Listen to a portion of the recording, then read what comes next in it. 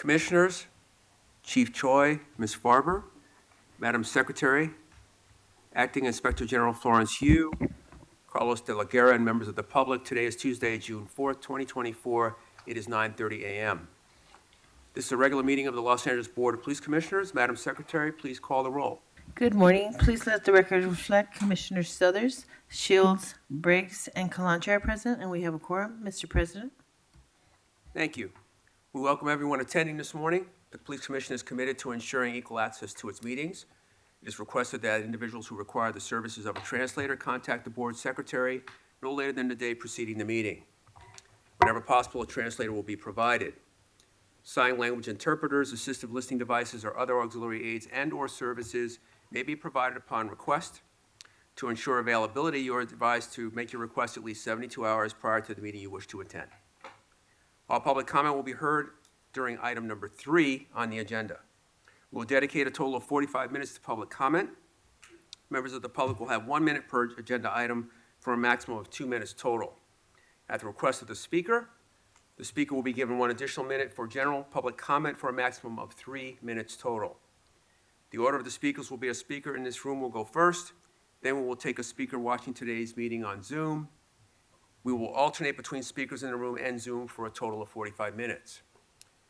Members of the public who participate in public comment are reminded that they can speak to any item on the agenda or a matter within the jurisdiction of the Board of Police Commissioners. Public comment is your opportunity to address the board, so you are free to express your opinion on matters before the board and to generally express when you disagree with other opinions expressed. However, directing your comments to other individuals who have spoken or attacking others who have expressed their opinions shall be deemed off-topic, and your public comment period will be concluded. Members of the public, if you choose to participate in public comment portion of the agenda, you can participate in this meeting in a number of ways outlined on the agenda. Message for those attending the meeting in person. These meetings are regular meetings between the board, the department, and key stakeholders.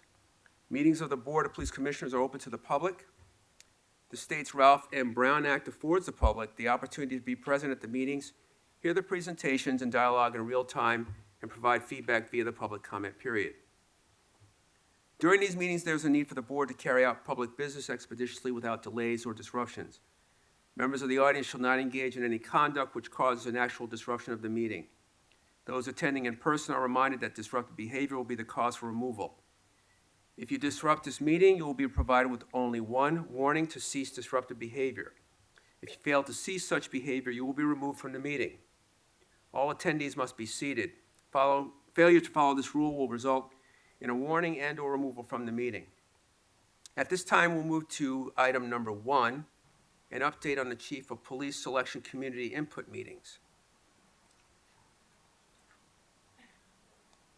One of the most important aspects of the search for the next Chief of Police is the inclusion of public input. For this commission, it is important that we hear from Angelenos about the qualities they most desire from their next police chief, and what they feel are the most pressing issues in their communities and within public safety. In addition to our regular and special meetings, since April, the Police Commission has engaged in 17 community input sessions throughout various sectors of Los Angeles. The goal of these meetings, which are far more numerous and diverse than community input meetings from previous chief police elections, is to provide various avenues for Angelenos to participate. The Commission recognizes that larger input sessions are not always the most comfortable for participants in a diverse city of this size. Additionally, the Commission wanted to provide intentional space for groups that do not always feel they have a seat at the table to have their opinions heard. Our meeting schedule consisted of multiple meetings per week, sometimes more than 1 in a day. These meetings range from co-hosted meetings with council members, convening the community leaders from the LGBTQ+ community, the Citywide Violence Intervention Coalition, the Watts Gang Task Force, the Department's Police Advisory co-chairpersons and members of the clergy councils, engagement of the regional branches of the presidents of the NAACP, and community leaders within the Muslim community. In the coming weeks, we will meet with members of the Jewish community, our interdenominational department chaplain corps, and members of the Asian American Pacific Islander community. There's an open survey being administered by the city's personnel department that we invite Angelenos to take. This is another meaningful way to provide feedback for the Chief of Police selection, and there is an open-ended question that can be used to add more detail to your responses. Information about the survey can be found on the Commission's website, social media platforms, and for those of you here in person, there's a one-page flyer in the rear of the room. Angelenos are always welcome to join us in person or virtually for the Commission meetings on Tuesdays and participate in public comment. They can provide the board with feedback on the Chief of Police selection. They can also write in, as many people do, prior to Tuesday's meeting. These meetings will continue to be a venue for comment on the selection process until such time as a permanent chief is appointed. We look forward to continued participation from Angelenos. Now we will move on to item number 2 on the agenda, the report of the Chief of Police. Chief Choi. Thank you. Good morning, President Southers, Vice President Shields, Commissioners, City Attorney De La Guerra, Ms. Farber, and Acting Inspector General, Ms. Yu. Today I'm going to be discussing a 2-week time period of significant events and then go on to crime and then our personal strength. So we'll start with the incident on May 25th at approximately 03:25 hours. Central Patrol officers responded to an assault with a deadly weapon, shots fired, radio call at Hope Street and Pico Boulevard in downtown Los Angeles. Upon their arrival, officers located the victim, subsequently identified as 37-year-old actor John Wachter. A witness observed 3 males near Wachter's vehicle. One of the males utilized a floor jack and lifted the driver's side of the vehicle off the ground, attempting to steal the catalytic converter. Wachter confronted the suspects and asked why they were doing this to his vehicle. After a brief verbal dispute, one of the suspects produced a firearm and shot Wachter. All 3 suspects entered the vehicle and fled the location. Wachter suffered a single gunshot wound to the chest. Fire department responded and transported Wachter for life-saving measures, but Wachter failed to respond and was pronounced deceased. This is an ongoing investigation handled by Central Bureau Homicide investigators. And just the catalytic converters, I had spoke about this publicly earlier, but year to date, our catalytic converter thefts for 2024 are 2,113 citywide, and compared to 2023, where there were 3,857 thefts, which is essentially a 45.2% decrease citywide in our catalytic converter thefts. We also had an outside city limits officer-involved shooting. So on Thursday, May 30th, an off-duty officer assigned to Central area while driving his personal vehicle was involved in a minor traffic collision in the city of Ontario near 6th Street, north of Euclid Avenue. As the involved party of the traffic collision exited their vehicle, an argument ensued with our officer. At some point during the incident, the involved parties engaged in a physical confrontation resulting in an officer-involved shooting, leading to the suspect's death. The officer was transported to the hospital for injuries sustained in the incident, and after medical treatment, he was released from the hospital. The Department of Justice is assuming investigative responsibility and working with Ontario Police Department. And LAPD, we are fully cooperating with this investigation. We also had an off-duty, non-tactical, unintentional discharge. On May 31st at approximately 20-30 hours, an off-duty police officer assigned to Central area was inside her residence loading her duty pistol, when a non-tactical, unintentional discharge occurred. The bullet struck the baseboard of the room and became embedded into the wall. No officers or community members were injured as a result of this incident, and Force Investigation Division investigators responded to the scene and are investigating this incident. On Thursday, May 31st, we had a multidisciplinary collision investigation team call out. So at approximately 21-29 hours, Hollywood officers responded to a radio call regarding a shooting investigation at 5640 Franklin Avenue in Hollywood Division. Officers observed the suspect and a foot chase ensued through neighboring yards.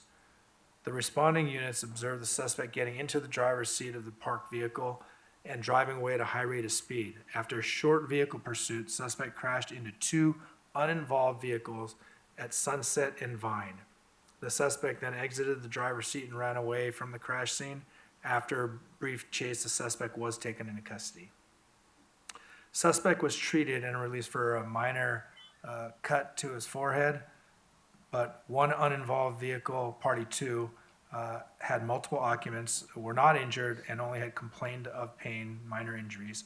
The second uninvolved vehicle had a female driver who was transported, treated, and diagnosed and released from the hospital with a broken foot. The MSIP team has assumed investigative responsibility for this case, and the suspect, identified as Cornell Harvey, was arrested for assault with a deadly weapon. Then on Tuesday, May 28th, the Los Angeles Police Department honored the 239 fallen officers who have died in the line of duty since the department's establishment in 1869. The ceremony took place in front of police headquarters and was attended by several dignitaries and VIPs. Mayor Karen Bass, members of the Police Commission, thank you for attending, council members, department personnel, command staff, and other distinguished guests, and more importantly, and most importantly to me, the families of our fallen officers were also in attendance. During the event, I had the opportunity to meet with the families of the fallen officers, listen to their stories, and share some of their memories. The ceremony also marked the completion of a project initiated by the department in 2014, which involved creating street signs bearing the names and dates of death of our fallen officers. These signs have been placed at or near locations where the officers were fatally wounded.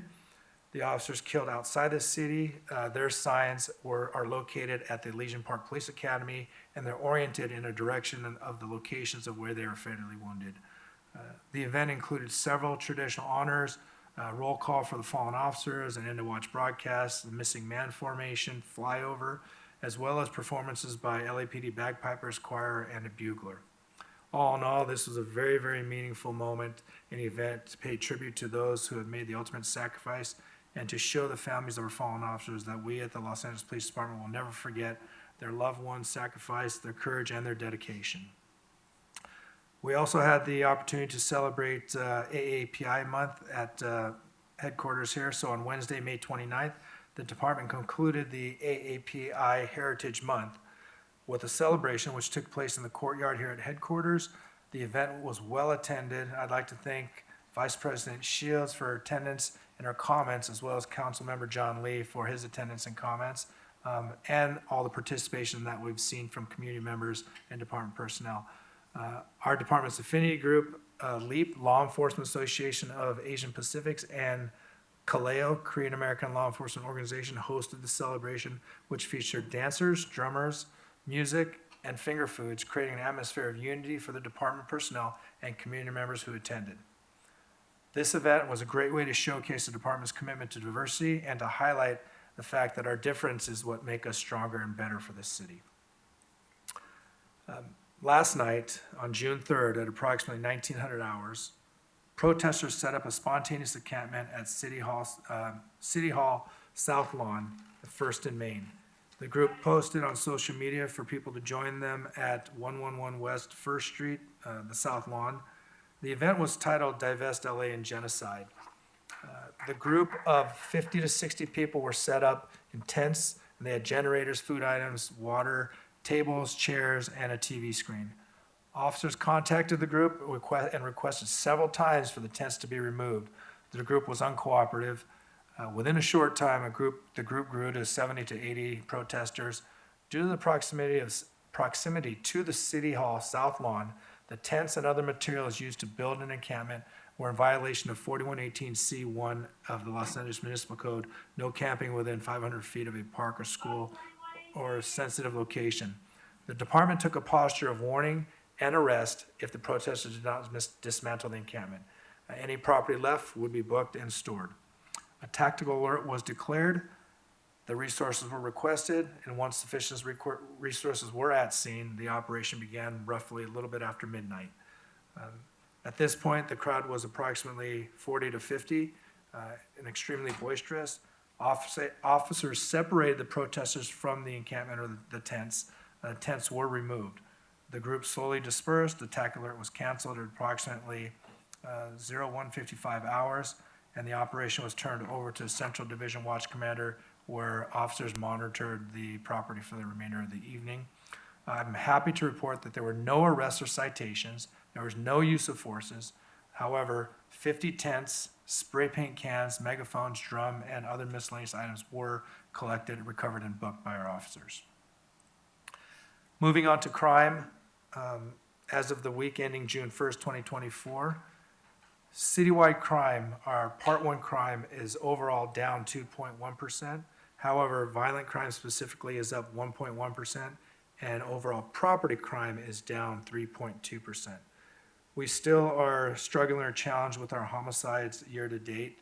So compared to 2023, the city has seen a year-to-date increase of 10.6%, or plus 12 homicides compared to 2024 compared to 2023. While compared to 2022, there has been a decrease of 16.7% homicides, or minus 25 homicides. Operations South Bureau accounts for 47 homicides year-to-date, with South Bureau being up 42.4%, or plus 4 compared to plus 14 homicides compared to 2023.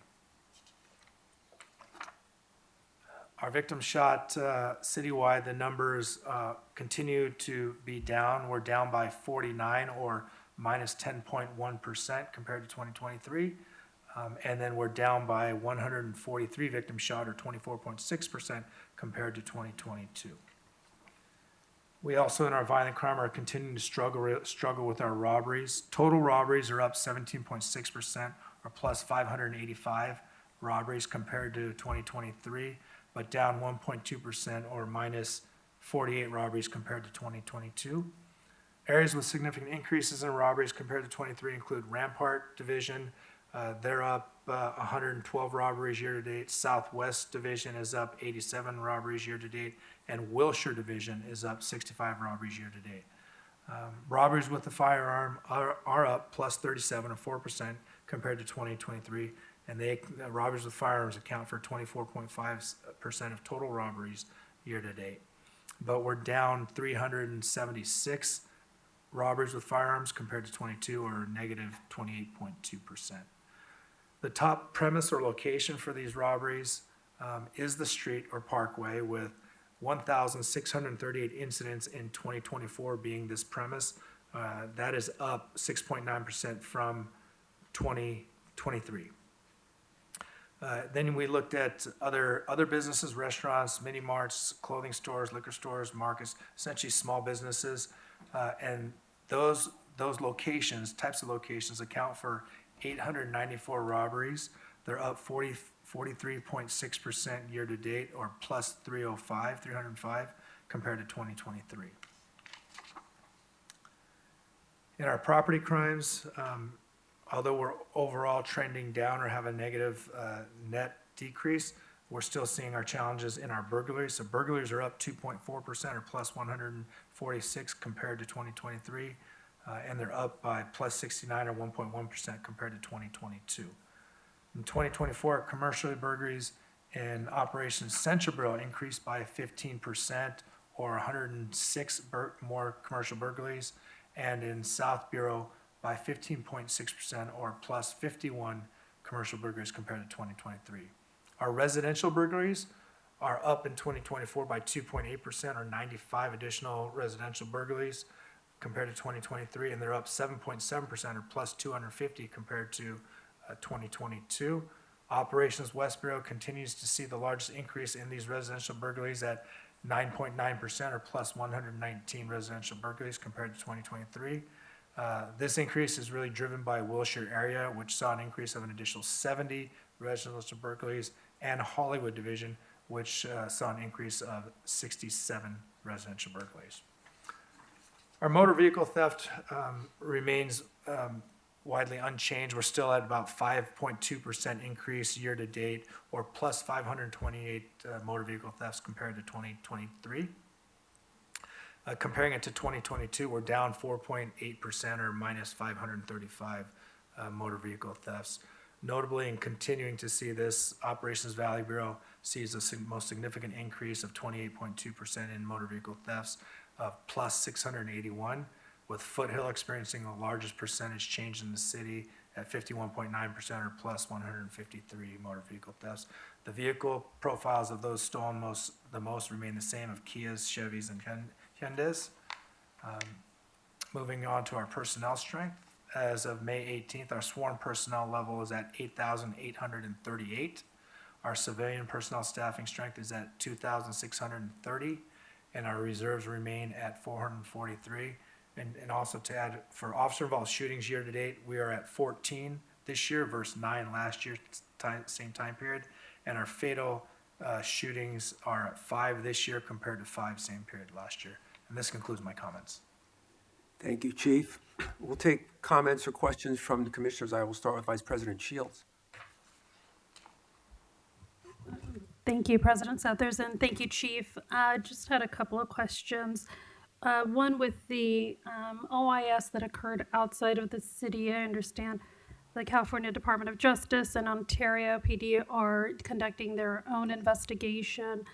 What's the status of this individual's situation here? Is that person also being investigated by the department? Yes, obviously, well, not obviously. So the criminal investigation takes precedence, and that is being led by DOJ in partnership with Ontario Police Department. We will conduct the investigation. Oftentimes, we'll do it in parallel. So we are getting what information we can, but until this criminal investigation is complete, we won't have access to all the information. And is this person still working on leave? No, this person is not in the workplace. Is not in the workplace. Okay, thank you. And, you know, one thing that, with regards to the encampment that occurred last night, I think there's a little bit of a disconnect about what is kind of First Amendment protected activity versus encampments and putting up tents. Can you describe a little bit about where that line is drawn? Well, absolutely. First Amendment right, we protect those rights. This is when there's an encampment in a next to a sensitive area that is strictly prohibited by our municipal code section. The south lawn of City Hall, there is also a child care center at City Hall East, and Grand Park is a park. Those are all declared sensitive zones in parks. There's no encamping within 500 feet of any of those areas, and so we enforced that municipal code section last night. Thank you. So they can be there to protest, but they're not entitled to have tents and other things like that. Is that correct? Absolutely. Thank you. Thank you. Commissioner Briggs? Thank you, President Southers. Chief, back to the OIS with respect to the off-duty officer. Do we know whether or not the off-duty officer is cooperating with the investigation? I don't know. I don't have insight into that. Again, that there's a walled off, there's a wall between the criminal and administrative investigation. Okay. Do we know whether or not the individual who was shot and killed was armed with any type of weapons? I don't know that. Moving on to the residential burglaries that you mentioned and the fact that these numbers are up. What is the department doing to notify residents in those areas that are targeted that the apparent tourist theft gangs are getting a bit more sophisticated, as reported by the news, in terms of leaving cameras out to monitor the coming and goings of residents in order to determine when it's best to go and burglarize those residents, that these burglars are also using Wi-Fi jammers, and that the residents should perhaps use other means to protect their property. What is the department doing overall on a proactive manner to help residents secure their property, if anything? Well, this is an educational campaign. Our senior lead officers are meeting with community members and hosting their hardening the target campaigns and discussing with those community members that these activities are occurring and to be aware of them, be vigilant and look at your surroundings every time you're coming and going from your location. I speak about it publicly as I discuss crime in our communities. So this is really an educational campaign. Our officers are not out there scouring neighborhoods for additional cameras, but is to the extent that we can communicate with the communities, let them know what's going on, and having the community be our force multiplier and our eyes and ears and help us identify these activities. And once they're identified, we will take action to remove those cameras, these other things. Is there a task force that you're working with other agencies to ensure that the individuals who are perpetrating these crimes are caught in advance? I mean, There is I'm sorry, but yes, there is a South American Theft Group Task Force.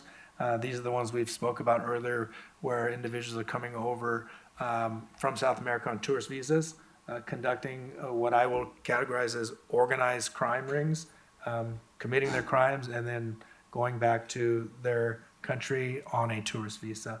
And there is a dedicated effort of multi-agencies and a robust effort to continue to identify these individuals and bring them to justice.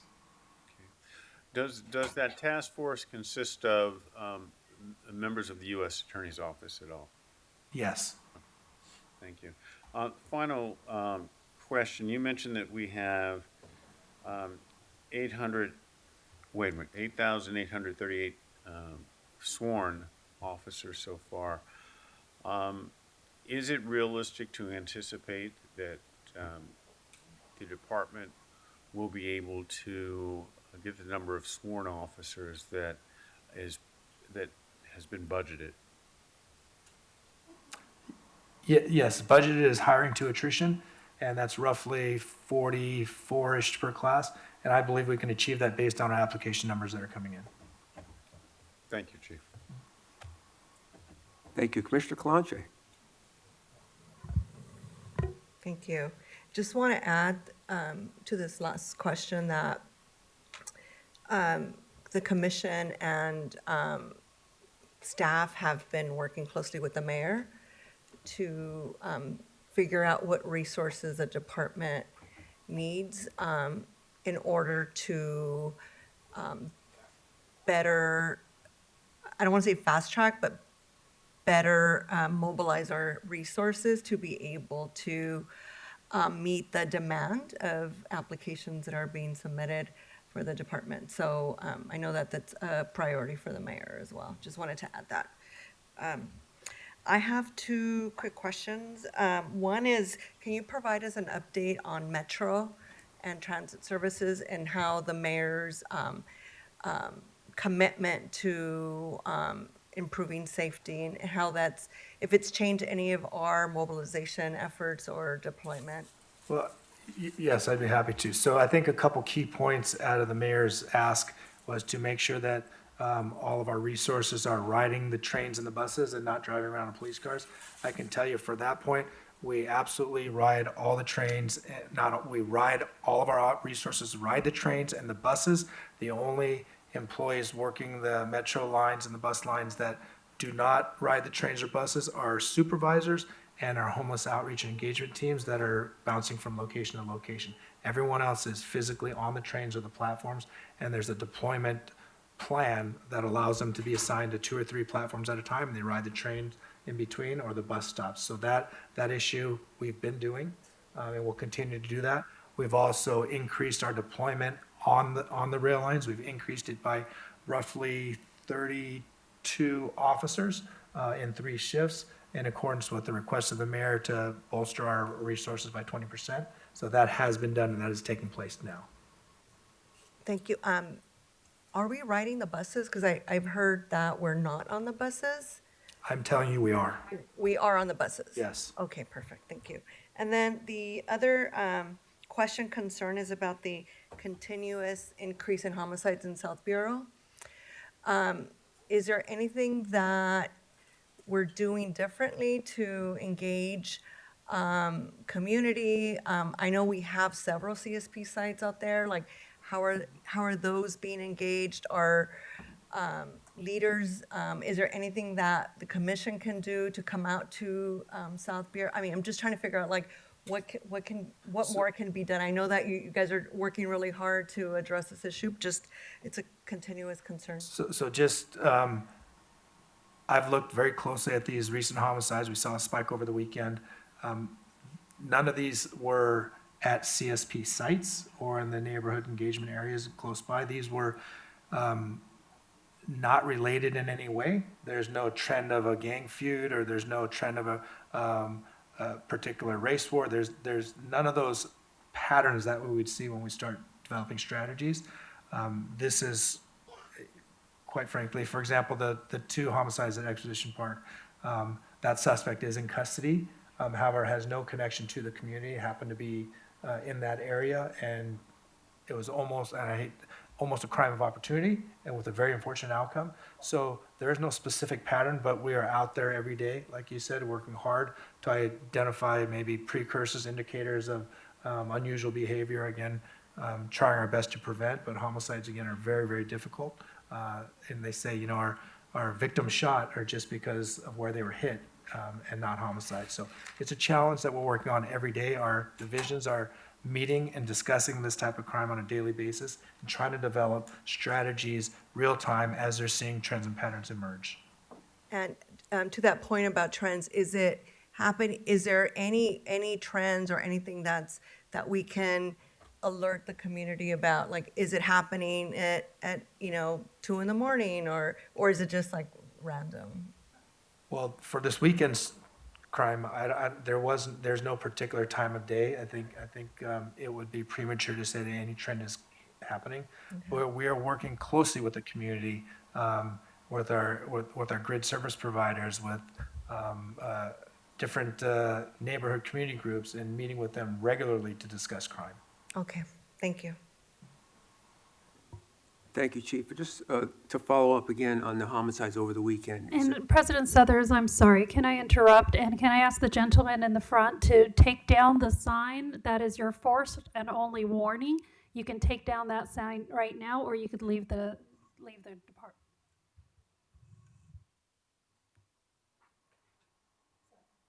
Thank you. Chief, again, in the trends and patterns over the weekend, is there any nexus between these incidents, or what is the motive for these incidents? Are these robberies that start out? Are they gang related? So a lot of those the incidents are, quite frankly, unknown. For example, the homicide that occurred on 12th and Hill Street. Young adults were headed to a party in the downtown area, and they just I won't go too much into the investigation, but heard shots ring out, and next thing you know, 3 people in the vehicle were struck. 1 was killed, with really no, they're not from the area, they're from outside of it. They were just coming to a particular party that was happening, and so to say that this was gang motivated or that they had a feud with somebody, we just can't say that right now. Thank you. We'll now move on to agenda item number 3, public comment. Madam Secretary, please announce the first speaker. The first speaker is Andrew Gravener.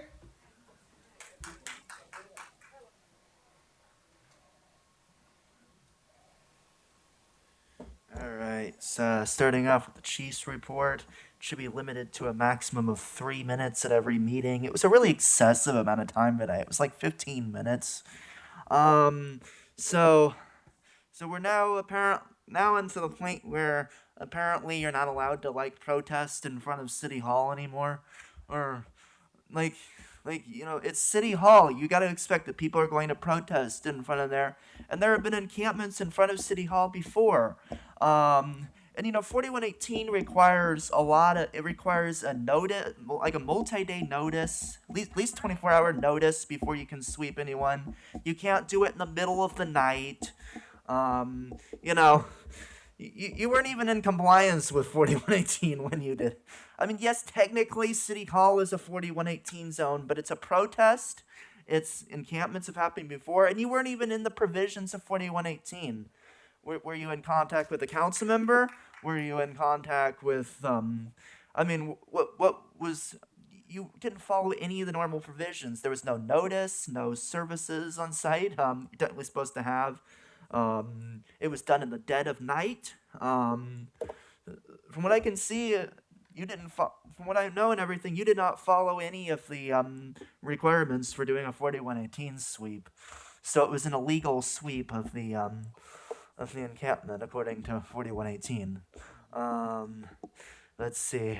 Let's do the consent agenda. And it's ridiculous that LAPD officers are now shooting people in other cities. Yeah. So we have a number of donations on the agenda. As always, your backdoor way of sneaking more money into the LAPD. We have $300 for a picnic, $3,000 for gym equipment, $750 for another picnic. Like, what are you doing here? So Choi took a vacation to Vancouver for $700. Let's see. You get another report on the use of the robot dog. Fuck the robot dog. Let's see.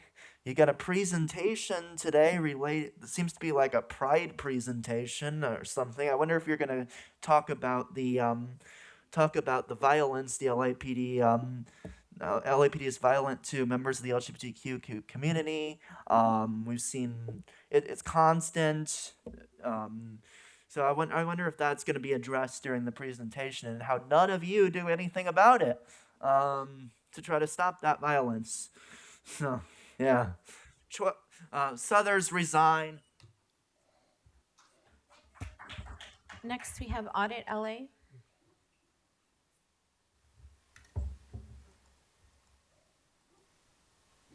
Yes, hi. I'd like to speak on all agenda items. Okay, 3 minutes. I am speaking right now. Well, the first thing I want to say is that when you mentioned the list of communities that you were going to reach out to for picking the new chief, I did not hear you mention the ADA community. And we all know that those, the people who are the most subjected to police violence are those on the spectrum and those who suffer in mental and developmental disability. So please add that community to your list. Next, I want to talk about the weekly update on LAPD's love affair with Scientology. This week, LAPD responded with several police officers for a call about somebody stepping on the sprinkler system at Scientology. They stepped on it. The officer even came and said, I believe this is a civil matter. We didn't see any kind of aggression or anything on the video that showed it was malicious. But here they are. You're saying we don't have enough cops. You know, we need more police officers. They're not enough on the trains, but there they are at Scientology enforcing sprinkler inspections. Another issue was the police at Scientology was a person who they were protesting, and they were just asking the cops, like, you know, the one person who's saying, why aren't you there helping the kids? Why are you here harassing protesters, but not actually listening to what the protesters are asking and begging of LAPD? And the officer turns around, shoves, like violently pushes this man. This man's not a young, you know, very young. He's, you know, he's had some, you know, surgeries and stuff, and pushes him violently. And all he did was, in reflex, put his arm out. I don't know if he even gently touched. I don't even know if it made contact, but just self defense, like a defensive motion. Okay, and three officers violently were trying to take him down, and you know they arrested him, and he spent 72 hours in jail. Okay, but the officer, nothing happens to him, I'm sure. He's the one who pushed him that needlessly, didn't need to. Words should not create violence. And so we're tired of it. But and it goes on and on. Oh, and then they had another LAPD officer serve a restraining order by the Church of Scientology. When does I never see LAPD serving restraining orders? How does Scientology get LAPD to serve their restraining orders? I mean, it's just it's utterly ridiculous. And the Inspector General's aware. We've asked for an investigation, but the stuff is still continuing. You know, Mr. Inspector General, please look into. The next speaker, please, Jamie Cusick.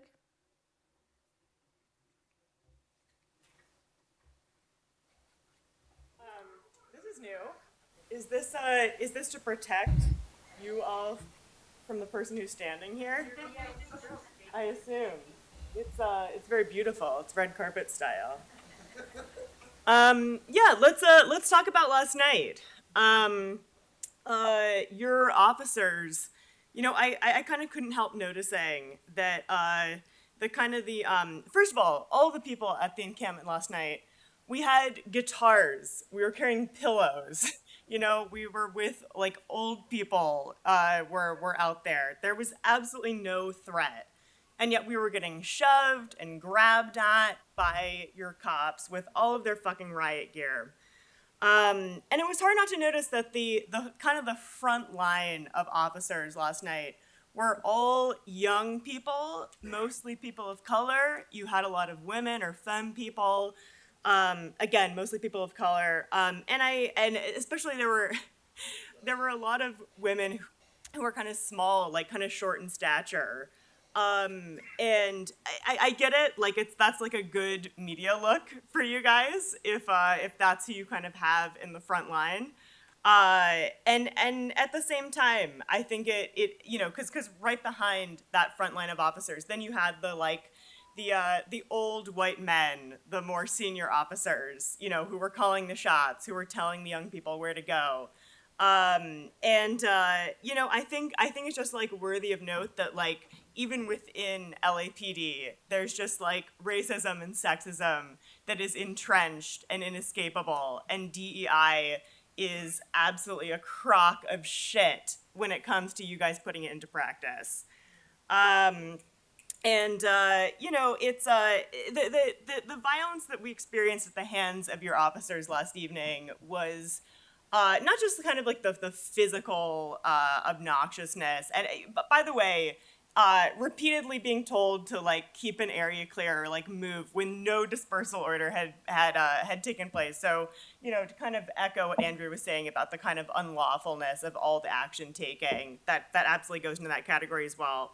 But it's not just the physical violence we were experiencing last evening. It's the fact that all the fucking overtime and all the manpower and all the fucking riot gear that was committed to last night's bullshit, it represents a theft of so much fucking money from our community. And kids in this city are starving because you had to make a show of force last night. Okay? So fuck that. And you know what are you talking about, Troy? The fucking sensitive area or a zone? Like, how can you sit there and use that language with a straight fucking face? We pay for that park with our tax dollars, and these are Thank you. streets. This Madam is Secretary, our city. please announce the next speaker. Colonizing force. You don't belong here. Next, we have Betty Lay. Step away from the podium. Hello, Hi, what items would you like to speak on? Chief's report, agenda items, public comment, please. Okay, 3 minutes.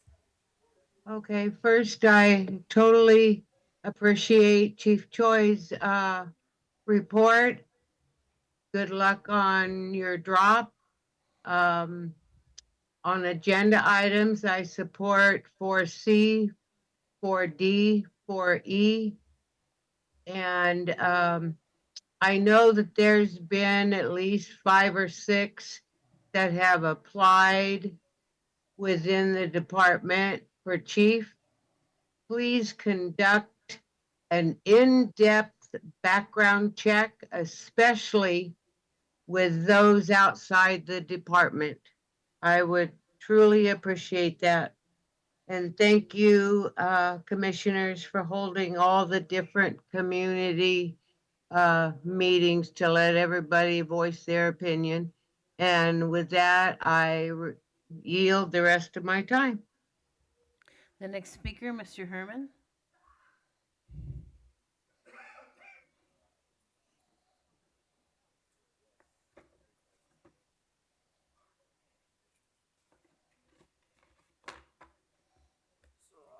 So since when did you come up with your sign issue here? Why is the sign bothering you? All it says is, I'm a cunt. And we know what a cunt says, especially when I'm an LBGT queer, and I'm proud of it, Look at the cunt turns around because from one cunt to another, we're all equal. I'm sorry, Mr. President, that's inappropriate. Well, wait a minute. Well, let's go into the scenario of Snyder versus Phelps. God hates you. It's off topic. What That's is not off one of the topic? topics. Explain to me. I don't understand your off topic. Speak to anything that's on the agenda as the Oh, president oh, indicated. when do I get my non-agenda public comments, sir? At Can I this point, speak on you've already used non-agenda your first? time. How do you know if I'm not speaking on non-agenda first? This is the issue about being a racist, prejudiced motherfucker. Stop fucking with my time. You don't know if I'm on consent items. You don't know what the fuck I'm on, fucking non-agenda public comment. But this white nigger here too has a right to express himself without your censorship, sir. Why don't you act like what's his name? Southers. Mr. Southers hasn't attacked me yet. You're the only white motherfucker in there attacking me over my First Amendment. Why is that? Why can't I speak about the facts of the truth that out on the goddamn fucking sidewalks while you were removing the Palestine people, which I support, why didn't you move all those white motherfuckers that are sleeping on the sidewalk and streets with the issue what the mayor's trying to do? Find housing for homeless, disabled people. It's not Mr. Choi's job to go out there and provide me with mental fucking health. It's your fucking job to provide me a safety so that I can navigate the goddamn fucking axis of those fucking streets out there as a disabled human being with all the other fucking white disabled and non-disabled motherfuckers, fool. Now I got your attention, but I'm not upset. I still love you, bro. I still love you. This is a free country. That's why that dumb president of yours is saying, oh, let's protect the border now. Oh, yeah, thanks a lot. Just because you want me to re-elect your white-ass, dumb Biden? Hell no. Fuck Biden. Fuck the president of the United States allowing those immigrants to come in there. You heard what that president said. Oh, I got to get control of those fucking vandals and criminals from my country and send them to dumb land, America, where you got your dumb president, your dumb-ass Republican, Democrat, rabbit cat, whatever shit. But you know what? Snyder versus Phelps is a very good concern for me because it talks about simplified faggots. And there's a lot of simplified faggots in America now. And you know that? God hates you. You're going to hell. And priests rape fucking boys. It's the same as LAPD rape fucking cadets. I'm on topic. Thank you. For everyone listening, again, apologize for all the hateful, racist, sexist comments that this person is saying. Unfortunately, we have to tolerate some of it, and we apologize that you all had to hear this.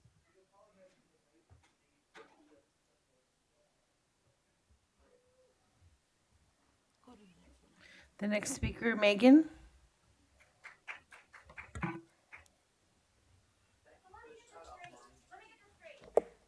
This guy is allowed to come up here and call you a cunt and finish his comment, but we're not allowed to talk about Southern's ties with Israel at a community meeting. Those people get kicked out. That's off topic. Just want to point that out. I was at that protest last night. We did set up tents as a part of the protest against the bombing of innocent people who are living in tents in Gaza, which the United States and LA and LAPD are specifically complicit in. The tents are the same as signs. The tents were the signs, visual representations of what we're protesting. No one was sleeping in them. We'd been there for 6 hours before dozens and dozens of cops marched in, which meant they were mobilized much earlier. How can an encampment be an encampment before a single night has passed? There was no dispersal order given. There was no opportunity for people to get their private property before we were forcibly pushed into the street and everything was trashed.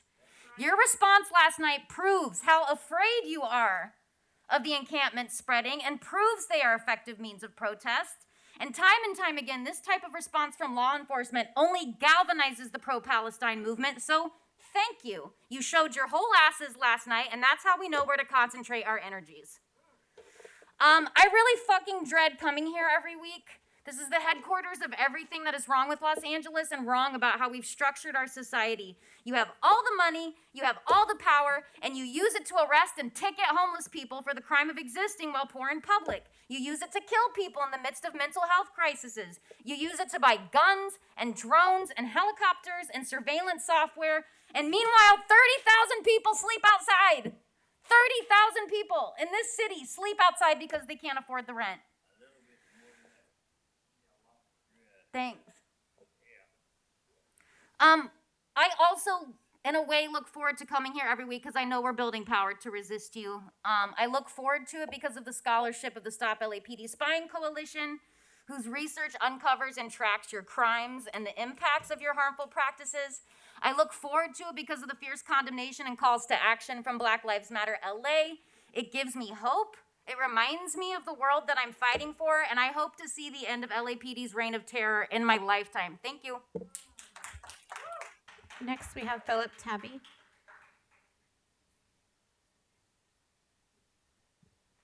Good morning, all items, please. 3 minutes. I'd like to talk on the selection of the chief of police.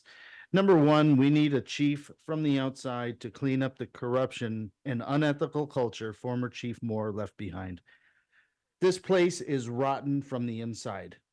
With great men and women as rank and file, some command staff members are great people as well. However, even they may be compromised and will not work for their officers because of the city council ties and other political associations within Los Angeles. An outside chief, someone who has already the experience, is the best kind of chief to lead LAPD to where they need to be. We need a chief who will boost morale, make it a priority, just like the community should be number one on LAPD's list, so should our officers, period. I hear the horror stories from within. Our officers are sick, literally, and tired of being mistreated and looked down upon because of personal agendas and trying to please political interests. Fire Liz Rhodes. I can tell you who absolutely should not be chief of police. I call him, brags a lot, Alan Hamilton, who tells community members he makes $800,000 a year and does not have to listen to Monica Rodriguez. Hamilton lied to our CPAB, saying the commission made a policy to remove the blue line flag when in fact it was Chief Bended Knee Moore. Hamilton will backstab anyone, anytime. We do not need that for our officers. He did Foothill no favors when he failed to do the right thing when Smith and Contreras were moved. We will never forget. In Cesar Contreras' lawsuit, it says Hamilton outed officers on an undercover FBI investigation to Rodriguez. This was reported to the top and no one did anything. Speaking of reporting things, I reported to the commission and the 24-hour line, Hamilton was lobbying for his wife to get a Lieutenant 2 position, calling Valley captains and even Deputy Chief Ruby Flores, and I never received a call back. I called the 24-hour line weeks ago. What is going on, PSB? Get it together. I heard his wife did get the Lieutenant 2 position. This needs to be investigation. Hamilton should not be lobbying for his wife. This is not fair to other officers. I sure hope I receive a phone call immediately following this meeting, as I have now reported this 3 times. In closing, I want to remind everyone, June is God, Faith, and Family Month. Pride is a sin. LAPD should not support pride in any way. You are insulting Christians, and moreover, it is an abomination. God bless the LAPD. Yield the rest of my time. The next speaker, please, Jonathan Foster.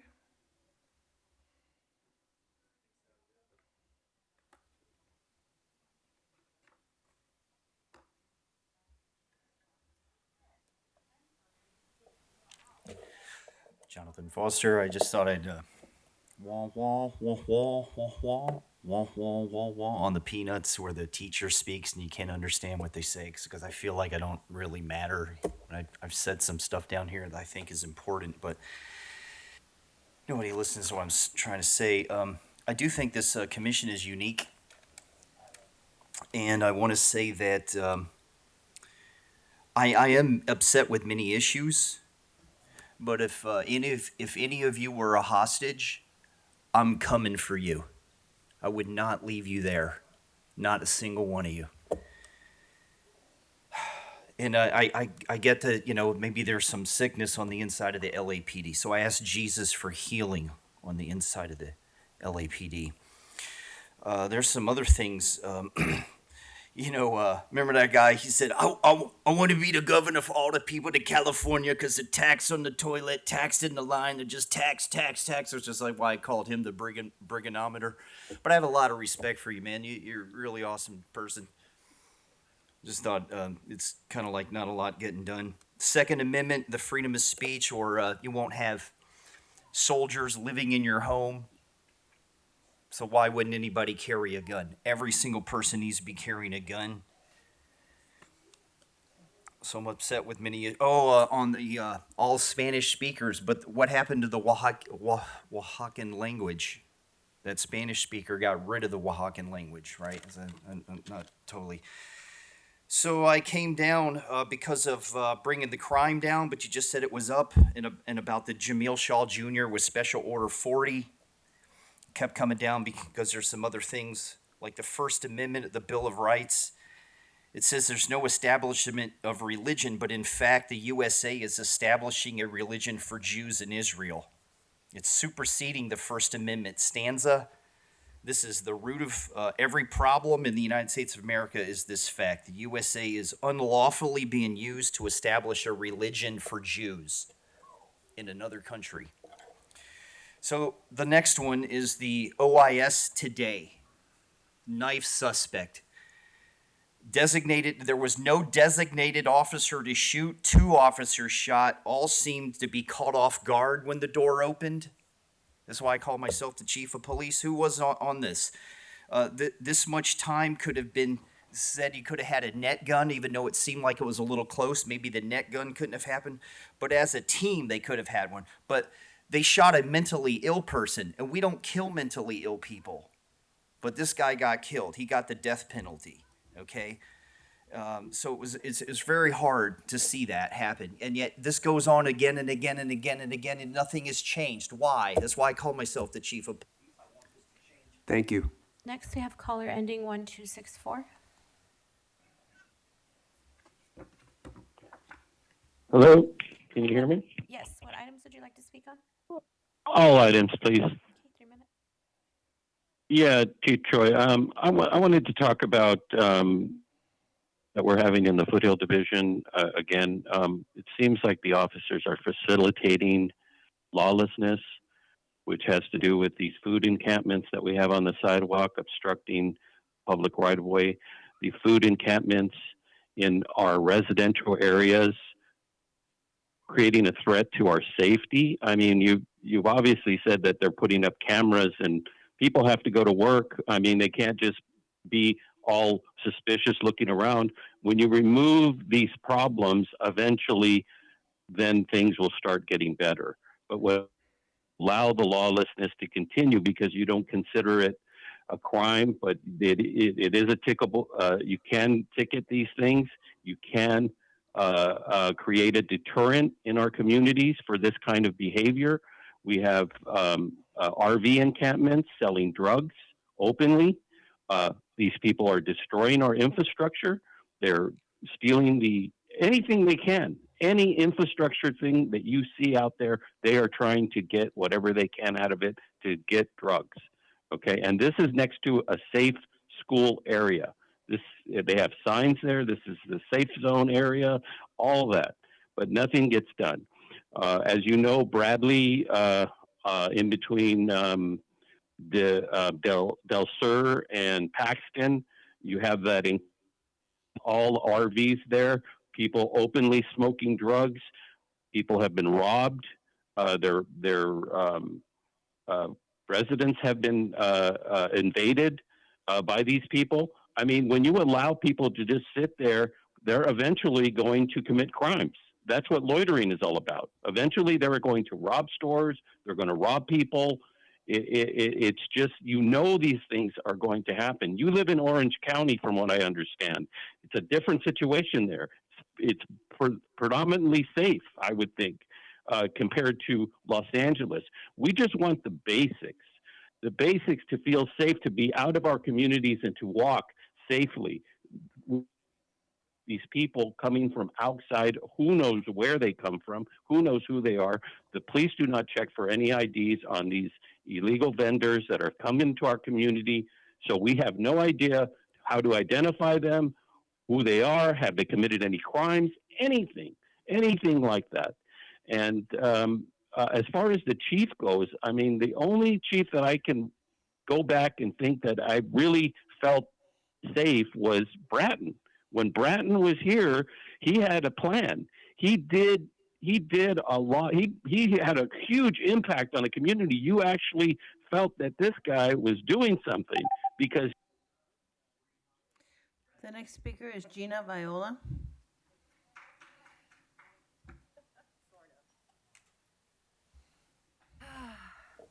You know, I took a couple months off from coming here because it's just so useless. You can't control the racism in this room. You're not controlling it out in the streets. It's rampant. You are the watchdogs of white supremacy. So it gets really difficult to come here and continue to demand accountability. But I am here today because of what happened to my friend Jess. So LAPD is now tailing private citizens and then rear-ending them. Do you know that that happened? You look confused. You don't know that that happened last week? The officer got out of the car and immediately lied, said she was off duty. When more officers showed up, they said, oh no, you are on duty.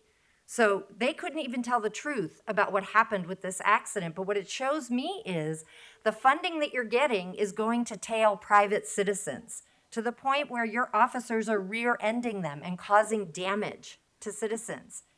What are you going to do about that? I'm actually asking a question I'd like an answer to.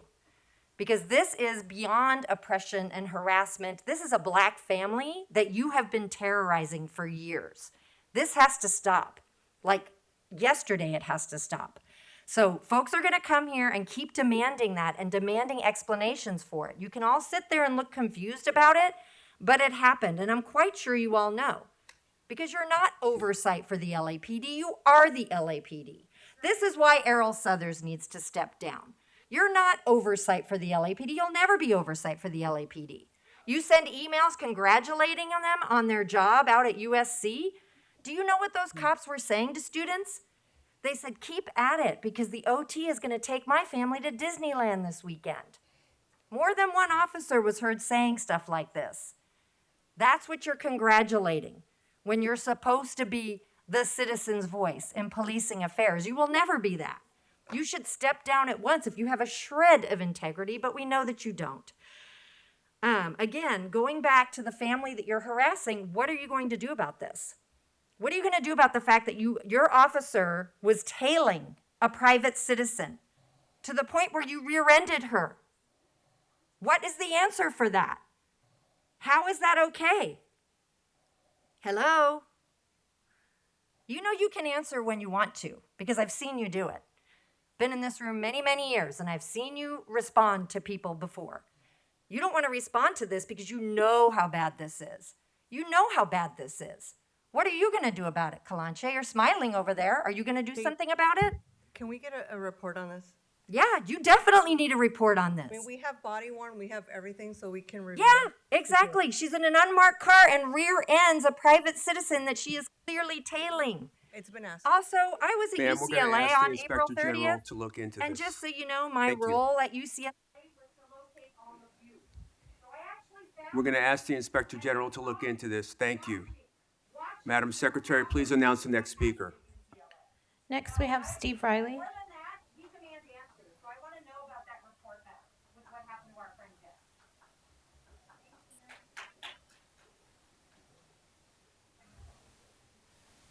Hello? Hi, what items would you like to speak on? All items, please. Okay, 3 minutes. First, I'd like to commend President Southers for hosting the input on the selection of the chief of police last Thursday. I did a very good job facilitating, and we were heard. However, I was surprised that he announced there were 17 community input meetings. I only knew of 2. A recommendation would be, can you post those meetings on the lapdonline.org website? It's important that all people know that the meetings are occurring, future meetings. And he also mentioned that there are groups that do not have a seat at the table. And he mentioned, and I'm using his words, LGBTQ+, NAACP, Muslim, Chaplain Corps, AAPI. These groups are routinely mentioned at the meetings here. And there are some identities and some groups which really are never mentioned. One would be the Christian community. I have not heard of any outreach out to the Christian or Catholic community in general. The community of European heritage, which some people here will call white. So could we just make the outreach to everyone? The greatest minority is the individual. Let me repeat that. The greatest minority is the individual. We all have individual rights, and we should not be excluded or felt to be excluded by meetings that cater to certain identities and to certain groups. I hope I'm making that very clear. Today, item 5A, you are promoting progressive pride. To some people, the faith community, Catholics, Christians, etc., pride is a sin. Okay, it has no place in policing. The orientation, the sexual orientation of individual officers should have no bearing on their policing capabilities, and it really should be irrelevant. I don't support the prosecution or persecution of anybody. I love all people, but it's important that we realize that people have to be treated with one standard of professionalism. When people call the police, they want a professional, timely response. The communities that you should be recruiting from are not based on race or sexual orientation, but the health and fitness community, the martial arts community, the faith communities. Find people who can actually do the job and want to be blue as a priority, as a primary identity. Chief Choi, thank you for mentioning the observance of Police Memorial Day. I think it should have been mentioned maybe last month, because this is June 4th now, and the actual day was May 15th. But thank you for that ceremony. Mention it to the public. Maybe the public wants to attend. God bless the LAPD. God protect the LAPD. And June is dedicated to the Sacred Heart of Jesus for the Christian Catholic community. Thank you. The next speaker, Jason Reedy.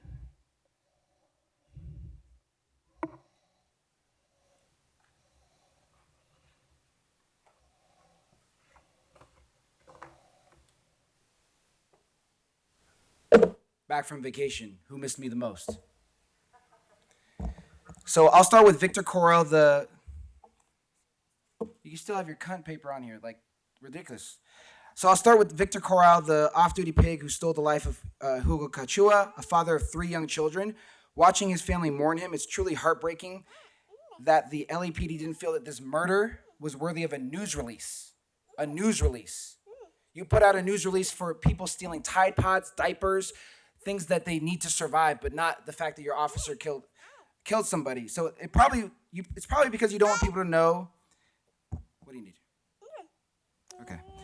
It's probably because you don't want people to know, look into Correll's connection to certified pedophile and former LAPD pig Jason Pedro. The same Jason Pedro who drove an unmarked LAPD vehicle to an abortion clinic twice so he could pressure the 17-year-old girl he got pregnant to get an abortion. The same Jason Pedro who was boozing up that same minor he groomed while on duty, likely a part of your youth programs. The same Jason Pedro who this department gave a measly 22-day suspension to because committing statutory rape means you keep your job with the LAPD. Now, speaking of the fender bender, yes, Papa, not even 48 hours after returning back to LA, pig Denise Sanchez, serial number 4000, rear-ended my partner, the mother of this beautiful baby boy, in our vehicle while she was driving back home. I'll add that it was an unmarked LAPD vehicle. So I wanted to ask the commission, what's the probability of something like that happening? What's the probability? It's very apparent that this department was caught surveilling my family and even put the mother of my child in danger. Okay? So I want to know why Sanchez first claimed she was off duty and that she had quote unquote fallen asleep at the wheel. But once her supervisor arrived on scene, he claimed that she was actually on duty and therefore didn't need to provide her driver's license. So which one, as is the law, if a off-duty police officer gets into a car accident, do they have to provide their license? Again, which one? Okay. So what's the department's policy on that? Let's hear from that. And then finally, the accident happened on the highway, so CHP were the ones responsible for the investigation. So why did your pigs ask my partner if she was injured or if her vehicle was damaged, how the accident happened, in some pathetic attempt to try to shift blame onto her? And then this Sunday, I spent some time and attended a rally for Yang Yang, another person in mental crisis who was murdered by this department. I know this commission and the department are trying to frame this as an aberration. It's not. It's standard for the LAPD. And all you have to do is look at recent history. You have Brett Houlihan, who shot Angel Garrido in 2013. Brett murdered Daryl Chubby Hood in 1997 in Watts and shot Valerie Allen in 2009. All three shootings involve someone in mental crisis. You have Joseph Zizzo, who murdered Father Takar Smith in 2023 and also shot 16-year-old Moises Palacios in 2013, both suffering from schizophrenia. You have Diego Bracamontes, who murdered Oscar Leon Sanchez and Billy Stribling within a 7-month period, both in mental crisis. You purposely put these pigs at the front as your shooters so that they can take out. Thank you. Thank you. Next, we have Mr. C. Okay, good morning, all items. Okay, 3 minutes. I want to say it's been 47 months and 2 weeks since a radical group tore down, well, a terrorist group, BLM, and fake indigenous people, tore down a statue to Father Junipero Serra, which had been there for 89 years, I think it is, or 88 plus years. And nothing was done about it because the LAPD was told to stand down, probably by the mayor or the city council. They're a bunch of radicals too. LA City Council are a bunch of clowns anyway, but that was just allowed to happen, just stand down and let it happen because we want to rename the park something indigenous, give me a break. So none of their stuff they put up is going to be safe, by the way. If they put up a statue to some clown that they figure out was a great person that they think, probably some murderer like Che Guevara, it's not safe. Our stuff wasn't safe. Their stuff's not safe. That's how it works in society. Anyway, I'd like to address item 5A. Interesting how our government is focusing on homosexual stuff as as a priority here. I'm going to read from 1 Timothy 8. We know that the law is good, provided that one uses it as law, not lawfare, with the understanding that law is meant not for a righteous person, but for the lawless and unruly, the godless and sinful, the unholy and profane, those who kill their fathers or mothers, murderers, the unchaste, sodomites, kidnappers, liars, perjurers, and whatever else is opposed to sound teaching. Now, Pride Month kind of falls into that category, right? According to the glorious gospel of the blessed God, which he has entrusted, well, we've all been entrusted with, but it's speaking to St. Paul. And you guys are all for it, right? How many gay flags are flying in public buildings and fire stations, police stations? The LA City Council flies them. LA's awash with rainbow flags for some reason, the stolen symbol of Christians. Let's see, I also want to mention, we have a little quote here for you guys from Alexander Solzhenitsyn. Solzhenitsyn. Human beings are born with different capacities. If they are free, they are not equal. And if they are equal, they are not free. So this equality thing, we're all, we're equal in so many ways, but always diversity, and that's BS. People have different abilities, and not everybody's born with equal ability. Okay, so hiring based on skin color is idiotic, and listening to voices just because somebody is brown versus white, that's just stupid. Good ideas come from everybody, not skin color. So let's just do away with that kind of stuff. God bless the LAPD. Thank you, good officers, for doing good work and following the law yourselves. The next speaker, please, the Red Chief.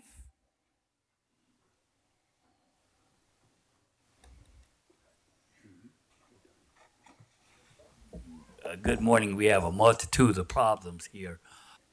Chief, why was I arrested for a 35-cent ticket on Metro, taken to jail overnight? Had about 10 officers take me to jail. Went up to the Hollywood division, had an ambulance take me, then to the hospital. Then they tried to say, what's the name? And then when I asked for a sergeant, I was denied a sergeant at the end of the road. So he took me to jail all night because I asked for a sergeant. This booking officer, Lieutenant Garrisco's got the report and stuff like that up there. But I'm gonna have to ask Karen Bass to defund the Los Angeles Police Department, and the reason why is because anytime you take 8 officers to arrest a senior citizen for a 35-cent ticket, you guys don't have common sense. I mean, the common sense went out the door. And this is what everybody's talking about. You know, you guys say, well, we don't have enough police officers. The police officers you don't have common sense. Because anybody that arrests somebody for a 35-cent ticket just don't have common sense. And we said that senior citizens ride for free and children ride for free. So why would 8 of your officers, it took 8 of your officers, then went up to the Hollywood division, then got an ambulance, they had to go to the hospital, then when I wouldn't sign the ticket for a 35-cent ticket, until the sergeant got there, and the guy refused to call a sergeant at the hospital so that the sergeant could witness it. Why wouldn't I afford it a sergeant? This is what I'm talking about, the common sense theory. LAPD is out the door. Now, Venice detectives, take all of Venice detectives off the boardwalk. My stuff got stolen on the boardwalk. Take everybody off the boardwalk until I investigate them. I'm filing a biased police complaint against all of the detectives on Venice Beach. All my stuff came up missing. Third, 54th and Western. I said, clean it up, clean it up. It needs to be cleaned up because they don't know how to manage it over there. It's still a train wreck. The vote of confidence of LAPD is just right out the door, man. You guys lose all your credibility because just like the birdseed arrests on YouTube, go back and watch birdseed arrests on YouTube, and it doesn't make any sense. Who get arrested for feeding the birds? 20 years later, you guys are still making the dumb fucking mistakes as that birdseed arrest. It explains it all. Sets the trend for how LAPD don't have common sense. If you watch it on YouTube, you'll say, I wouldn't believe that. Even the federal judge said, I couldn't believe that. LAPD just don't have common sense. The Red Chief on. Thank you. We'll now move on to agenda item number 4, the consent agenda items. We have items A through E. I'd like to pull A. Are there any comments or questions on items B through E?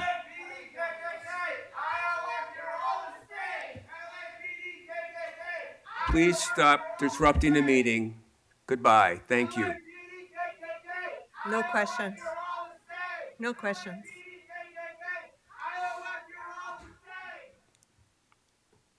No questions. Sorry. Thank you. Commissioner.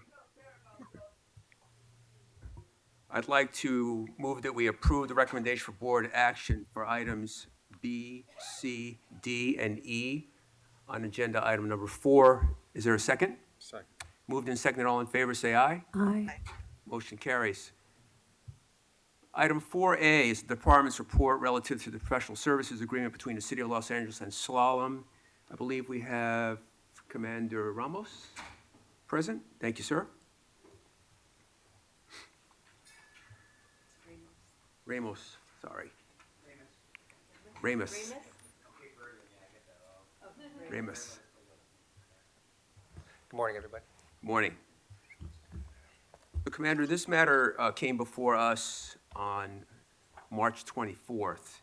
And at that time, I had some questions regarding the selection process because there were a number of people who participated who apparently protested the outcome.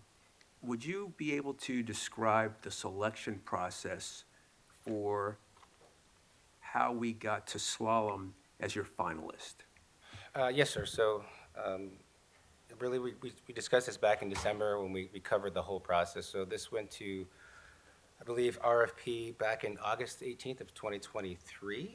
The board approved it in July. We went through an RFP. Captain White, Lieutenant White at that time, held a meeting, opened it up to the public. We had about 28 different companies and vendors participate in there to let them know what the requirements were, what the scope was that we were looking for. Ultimately, 7 different companies applied. They all had to submit their, basically they were required to submit providing information about their organizational background, demonstrating their capability and capacity to perform the required work, and showcasing their staffing and qualifications, among other important factors. So we had a huge binder of everyone's information is their qualifications and their proposal. On top of that, we convened a panel to look at the actual proposals that were presented to us, and then we did an actual interview with each panel, with the panel with each group, about 30 minutes to have them do an actual presentation on what they were going to provide for the department, and then a question and answer period. That panel consisted of myself, Dr. Edric Dorian, and Director Elizabeth Rhodes. Then after that, we all independently scored each based upon the requirements for the RFP. Every group that came in, and then it covers basically a record of the past performance of the proposer in providing similar services, relevant public agency experience of the contractor in providing similar services, length of tenure of the proposer's qualified employees who will be performing the work, direct or related experience in the proposer has indicating success in performing required services in an economical manner in that field that we're requesting. So the three of us went back, scored ourselves. We came back together as a group, discussed what we thought independently of each of the presentations, and then everyone submitted their paperwork to me. I tallied up all the scores, and then we worked with our contract section to make sure we met all the requirements, and then came back to this board and presented our findings in terms of how we came to that selection. So when you were here in March, and I'm trying to recall, was there a matrix that was presented along with your report that had a side-by-side comparative analysis of each of the companies who competed? I don't believe we had a side, I know we had a PowerPoint. I think it was December, so forgive me, it was a while.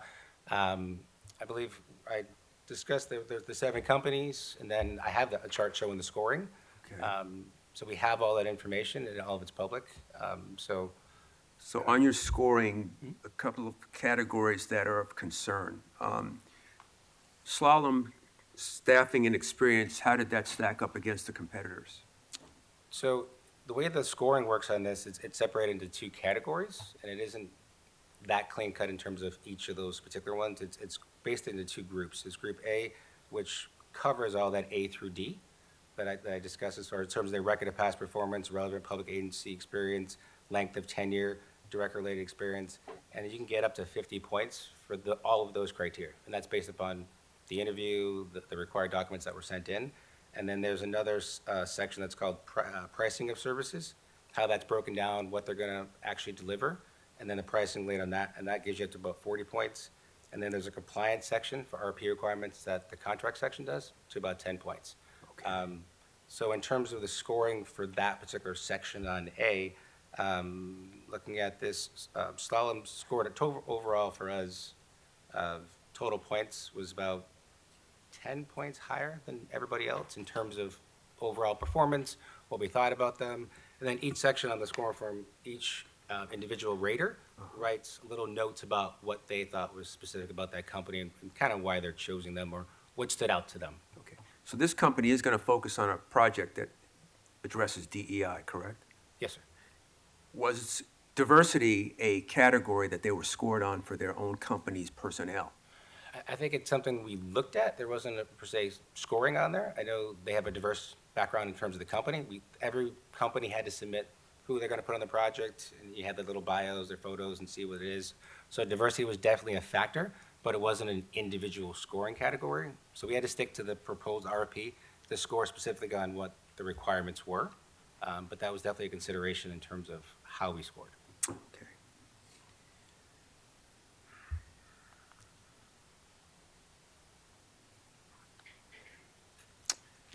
Does anybody else have any other questions? I have a quick question. Yes, ma'am. As far as who's participating in the surveys, focus groups, is it just an internal assessment of DEI? Yes, the entire assessment is supposed to be internal. Internal, so it's sworn civilian. Yes, any department employee that works with us. This was meant to kind of augment where the city went, with the entire community and everyone. This is specifically for LAPD internal, every member. Okay. Yeah, because I know like a couple of years ago when we started focusing on DEI, we had a committee that was also looking at community. So it might be beneficial to identify a few folks to talk to, just to have some input of like the greater kind of stakeholder group. Understood. And they're pretty, from so far working with them, they've been pretty amenable to doing that. And part of the reviews is looking at the previous assessments, the 30 by 30, the BSS surveys, the UCO climate. But there's also a section on them conducting their own too, based upon their research and findings, what else they think may be relevant. So that could probably come up. And again, they're really easy to work with, so I don't see that being an issue. Okay, thank you. I had one question. Can you remind me how long this assessment is supposed to take and when you anticipate it being completed? Yes, so once approved, upon their deliverables, it's 11 weeks from start to end. So basically 3 months, and then obviously there may be some hurdles along the way, but that's the proposed plan. Any other comments or questions? No? Okay. Hearing none, then I'm going to move that we approve the recommendation for board action for item number 4A. Is there a second? Moved and seconded. All in favor, say aye. Aye. Motion carries. Thank you, Commander. Thank you. We'll now move on to agenda item number 5, regular agenda items. 5A is Department's Lesbian, Gay, Bisexual, Transgender Questioning, LGBTQ+, Outreach Program and Working Group. I have Deputy Chief Flores.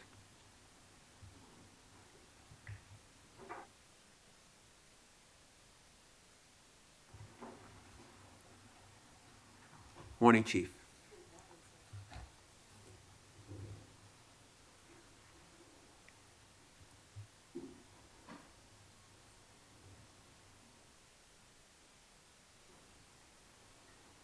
Great.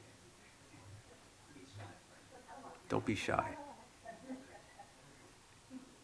And Chief, just introduce your personnel. Floor is yours.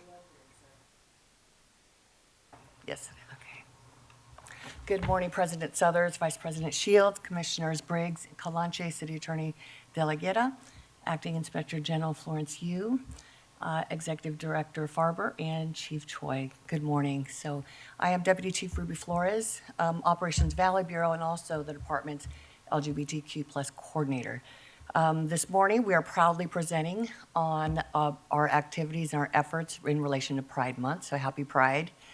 With me here today is our Senior Lead Officer, Cindy Wada. She's the LGBTQ+ Liaison Officer. Also, to my far left is Sergeant Jules Sohn. She is the Community Relations Section OIC. And also, we have a special guest with us, our partner, LASD Sergeant Keith Ho. So we're going to start with a brief PowerPoint and then roll into a video that Media Relations has so graciously put together for us that includes our community members as well.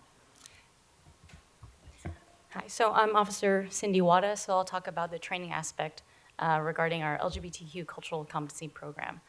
I've been assisting Sergeant Sohn for the last 7 years doing training, so I've seen it go for FTO update for our training officers, but I've also done Recruit Academy training, so talking to the recruits in their second week in the training process. And I've also sat in on supervisor school, but also assisted with supervisor school as well regarding hate crimes. We've now started doing training with custody services. So that's custody service officers, detention officers dealing with maybe LGBTQ arrestees. And additional training provided at the request of divisions. So whether that be something as simple as roll call training or speaking with specific groups, maybe, for example, Hollywood Vice, we did training with them just regarding LGBTQ best practices. And okay, thank you. And then as far as community engagement goes, earlier this year in January, Chief Moore welcomed community to use online reporting for hate incidents. So with that, we did have focus groups and we did include members of the LGBTQ community who would voice their input, concerns, things regarding terminology, the ease of online reporting. And the importance of hate crime or hate incidents is that it brings awareness to the department. So we get a temperature as far as community, and we feel that they have their voice to put something online. I know a lot of community members necessarily don't have access to maybe call 911 or go to a station. So they were very happy to see that there was an online option to report hate incidents. On top of that, hate crimes continue to be on the rise for LGBTQ community, especially with the transgender community, specifically transgender women of color and gay men. This photo here was taken from LA Pride last year. LA Pride or Hollywood Pride is back in the city as of 2022. This photo last year was one of our largest contingencies that we've had at LA Pride in a while since COVID. And we are kind of covering the vehicle, but behind us all there, we unveiled the new Pride Wrap vehicle for the first time. So this slide depicts a particular incident that occurred earlier this year that's of worth a few moments of conversation. I think just number one, because it was a collective response to a threat, a bomb threat that was specifically targeting the Trans-Latina Coalition. Immediately when we found out, the three of us were receiving calls from our community members, we immediately implemented our senior lead officers to provide extra patrol, visit the center, and also have those conversations about how to keep them safe. There were some different options in which some of the staff was fearful for their safety, and instead of just closing their doors and not offering services to the community, we gave them some ideas on how to enhance their security and reassured them just by daily visits, not only by the senior lead officers, but by our officers here today and the command staff. So it was a collective effort, I think, to help reduce that fear. But more than anything, this was the first time that I'm aware of that where this hate crime was filed. And there are enhancements for the hate crime and criminal threats. So thankfully, this person was brought to justice. And it really was a display of the collective efforts with our city partners, with LA Civil and Human Rights and Equity Department, to really demonstrate that we are truly committed to ensuring that all people will receive equal protection within the city and that LA is for all. And that is one of the campaigns that we've partnered with General Manager Capri Maddox, and we continue to work with her as well. And that photograph is from the joint news conference that was held. And representatives from the Trans-Latina Coalition were there as well to express their thanks and also highlight their concerns from their community members. And that kind of goes along the lines of our work through continuous improvement. We really lean towards the assistance of our community members so that we can always have a realistic viewpoint of what the community believes how we're policing. And oftentimes when there are issues or concerns, they have direct connection with us and through our working group so that we can work together to address those issues and concerns. Many of the policies and things that we've talked about that have happened over the years have really been a direct result of our conversations with our working group. And it's to this group effort and a testament to the work that we do together, really demonstrates our commitment to including our community members. At one time, we talked about Pride in other agencies. Last year, other cities, police were not allowed to, they weren't welcome at Pride. They weren't welcome at many community events. But I think that we as a department have really made strides and have been invited into spaces that we have not been before. And we value that, we recognize that, and we want to continue to develop best practices together. With that, I'm going to hand it over to Sergeant Jules Sohn, and she has some really groundbreaking news with her a new affinity group that has been established. All right. Good morning and happy Pride. Thank you so much for having us here. I am joined by so I'm the president of the Los Angeles County Officers Pride Society. So that stands for LA Cops, and we like to say LA Cops Pride. I'm here with our vice president, Sergeant Keith Ho. And so actually a year ago, I was here with Chief Flores, and we spoke a little bit about, we were trying to set up this affinity group. And so we did it. And it was through a lot of hard work and also really taking into account the efforts of all the folks who were on the job, who are LGBTQ+, who've made this happen. So back in the early 90s, there was a group called Pride Behind the Badge. And so we're really just taking that baton and that torch and continuing the work. And so, and you can hear actually we sat through public comment because I wanted to hear what people were saying, and you know that there is still work to do. And so this is a partnership between the LAPD and the LA Sheriff's Department. So that hence Keith is our VP, and they have those cool pride patches, so I give them a shout out. We have our pride pins, but yeah, they got the patches. And we are a partner to the trans community of officers and sheriff's deputies as well. So they're called T-Cops. So before we launched, we met with them and made sure that it was okay to be called LA Cops and they're T-Cops. So, and that's our way of paying, just paying it forward and just uplifting our trans and non-binary family and siblings who are on the job and wearing the uniform. So we were founded actually last year. So after our meeting with a lot of work, shout out to Keith, we were able to incorporate. We are a 501c3 nonprofit.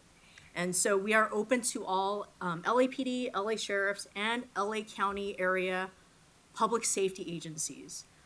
We realize that there are a lot of people that we want to uplift, and so we actually kind of cast a wide net to allow folks to be a part of our organization. And so with that, so what is our mission, right? We always ask, like, okay, so we know how we became, but what is truly our mission? And we keep it really simple. Our mission is really to build a stronger and more equitable society for our membership, which are LGBTQ+, and our allies. So this is for everybody, because we realize that the LGBTQ+ community covers it touches every community, right? I'm API, I'm also LGBTQ, and it touches so many different communities, so we're open to everybody. Sworn, civilian, anybody, we're open to you, and as long as you support this mission. And so we talk about our key aspects of what we do as an organization. And so we learned a lot from our partner affinity groups, LAPOA, LALE, LEAP, all the different affinity groups, OJB.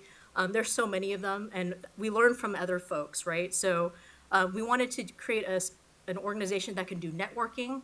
So that means doing conferences, building a stronger community through some social events, education, right? So training, any sort of conferences, leadership training. So we're looking to expand on that. Employee assistance. So one of the key things that when I was previously in the role of a liaison, I realized that a lot of times people would come to the liaison about what are some legal referrals, what are some, who can they turn to, right? So we were looking at employee assistance with employee relations as well as legal assistance. And also development. What does that mean? Career development, developing the organization, mentorship. I think that was the one key thing that I saw with a lot of the affinity groups. They do a great job of mentoring and actually uplifting their members, and that's one of the things that we saw we would like to do.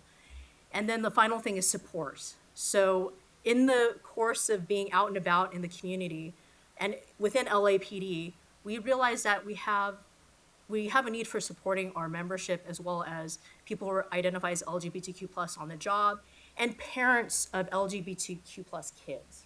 So we noticed more and more folks would come up to us after training or like conferences and say, hey, I have a kid who's a part of the community.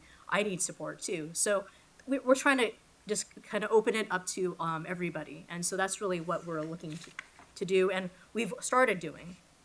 And so the last piece is that, our board of directors, we have 9 board of directors, a mix of LAPD and LA Sheriffs, as well as we have an advisory council with 5 members. And so what we realized was we needed some guidance from some folks who've paved the way. And so some of you will be familiar with retired Commissioner Rob Saltzman.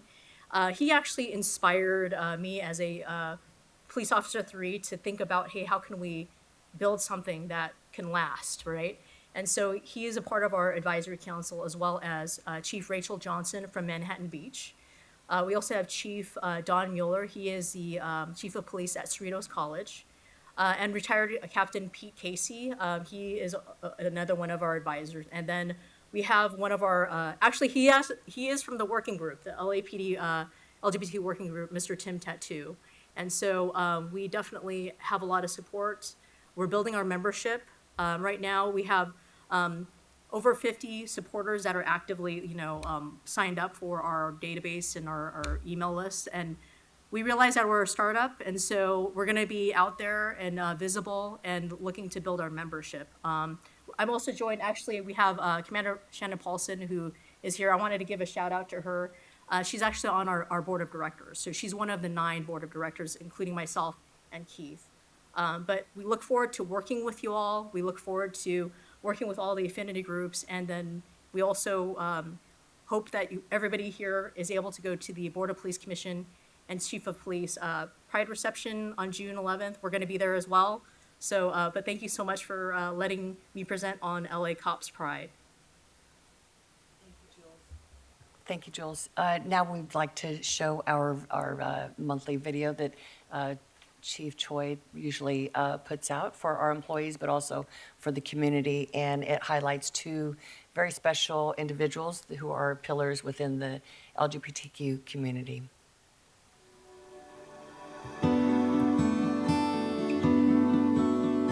During the month of June, we celebrate Pride Month.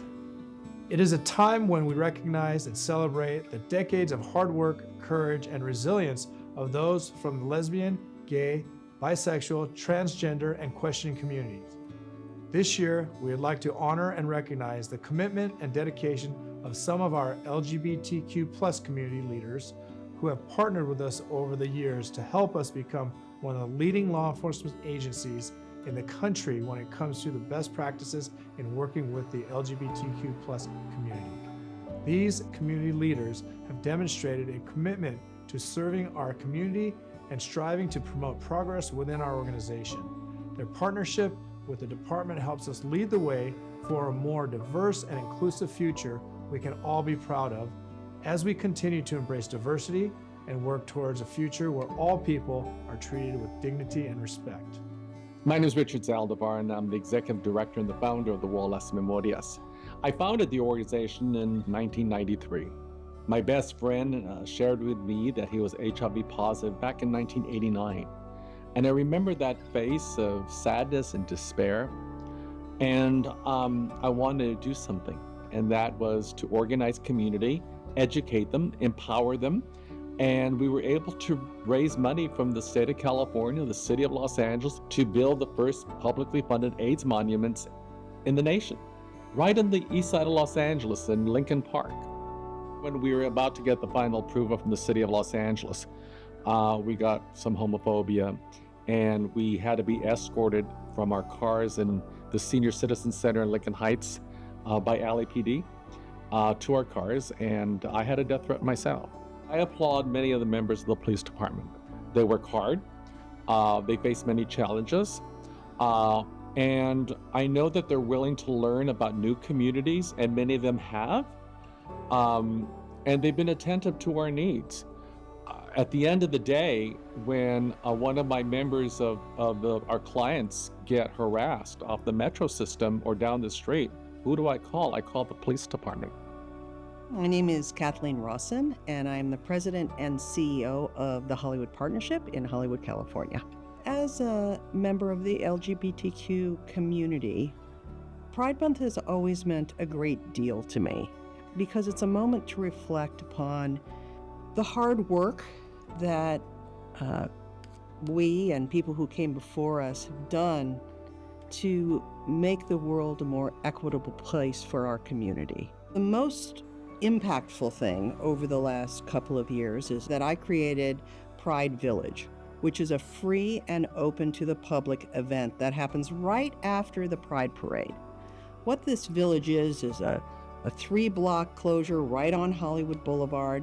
Last year, we had 140,000 people come from almost every zip code in LA, and their average stay was over 3 hours. It was just joy-filled, and I'm extraordinarily proud of that, and that will live on way past my time at the Hollywood Partnership because it's become an institution. The Los Angeles Police Department, our Hollywood division in particular, and then the leadership at LAPD have been extraordinary partners, both personally for the work that we're doing with Pride and professionally at the Hollywood Partnership. We interact with the LAPD on a daily basis. It's been a great collaboration.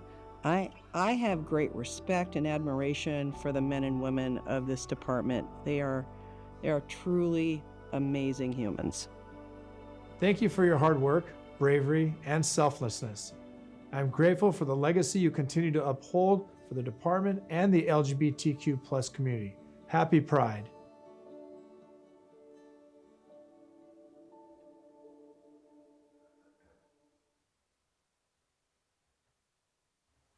And that concludes our presentation, sir. Thank you very much. I am going to put the sergeant on the spot and say if you'd like to come up and say a few words, you're more than welcome to. You came all the way down here, so thank you. Thank you, sir. Thank you for the opportunity. Not far down the street, I work at Hall of Justice.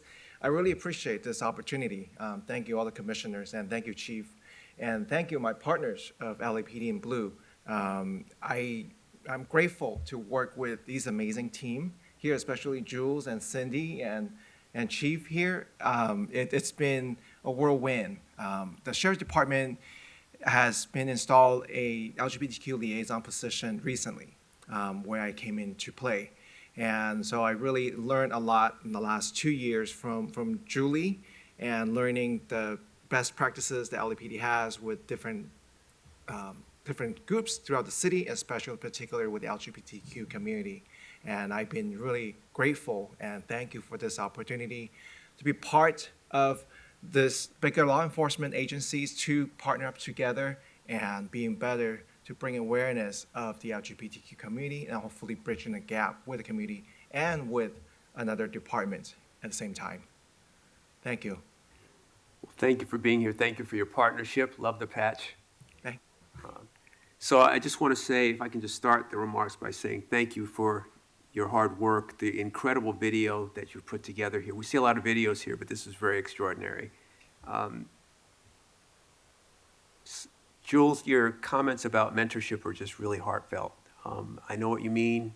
People in all walks need that. I'm sitting here with some pretty impressive people in the commission, and I reached back to Rob Saltzman as a former commissioner a couple of times in the last year and a half just to ask him, what do you think? And that's very, very important. He's been a mentor to me. But your mission of inclusivity speaks volumes, and I think that any organization that has a mission that includes that, it says a lot about it. The other thing I want to mention too is I really appreciate your emphasis on hate crime education and awareness. It's a community, this is happening across the board as it relates to anybody in the world, in this country, particularly the LGBTQ+ community when it comes to those issues. And I think we can't educate people and make them more aware of what may happen, but more importantly, when something does happen, how it should be reported, where it can be reported, and what we can do about it. So I appreciate that. So I'm just going to go now to Vice President Shields, but again, thank you for your efforts, thank you for your work, and this incredibly impressive presentation this morning. Thank you, sir. Thank you, and I have to echo that. It's just such a beautiful presentation. So thank you for your attention to that and all of your hard work. And thank you for sitting in on the public comment section. And I apologize to each of you for all the homophobic words that were said. And it is almost a good reminder of how much more work there is to do, and we can't take it for granted.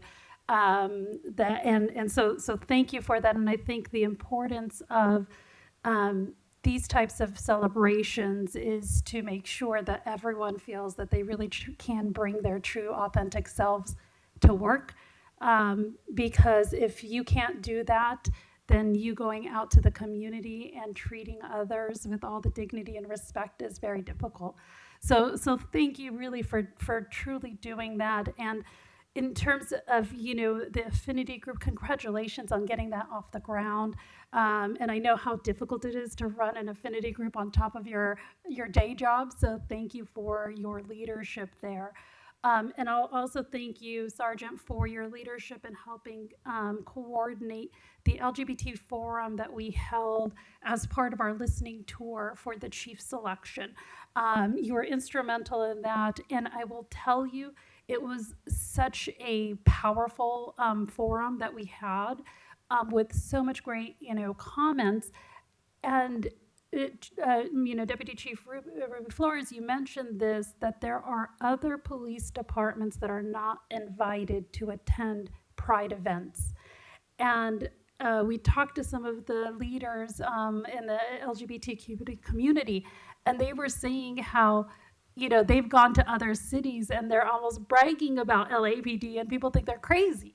And that is only possible because of all of the work that you all did to build those relationships. And so it's just, the whole department is just indebted to you all for that work, because you have built the bridges that make policing in that community welcome, and also give voices to those who are victims of hate incidences that otherwise would never reach out to police.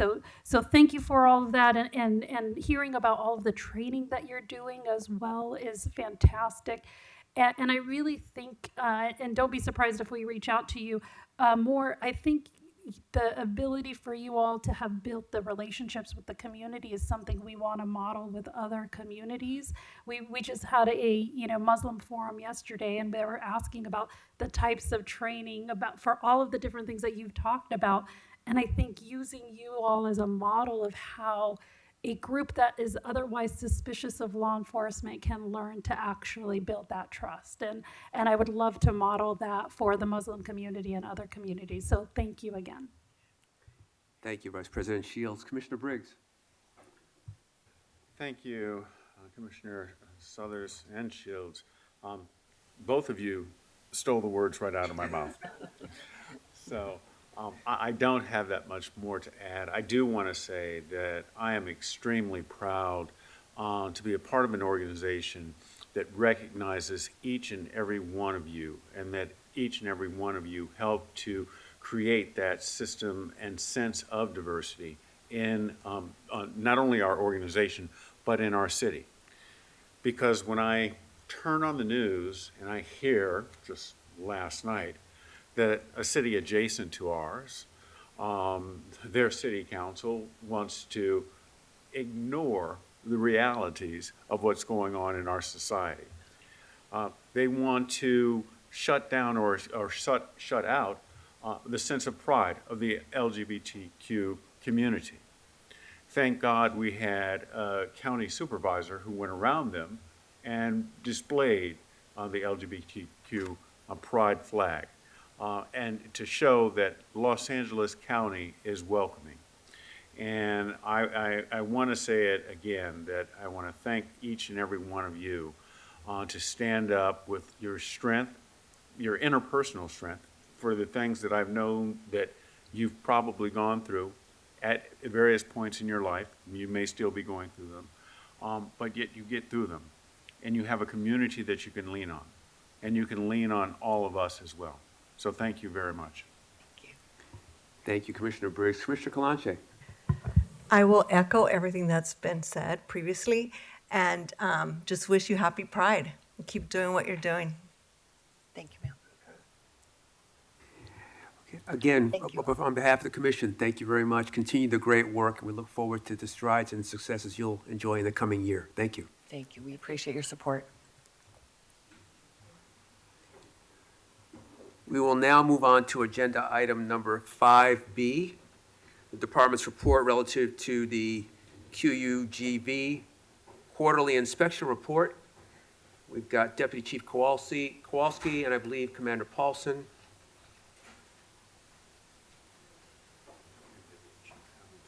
And Deputy Chief Hamilton.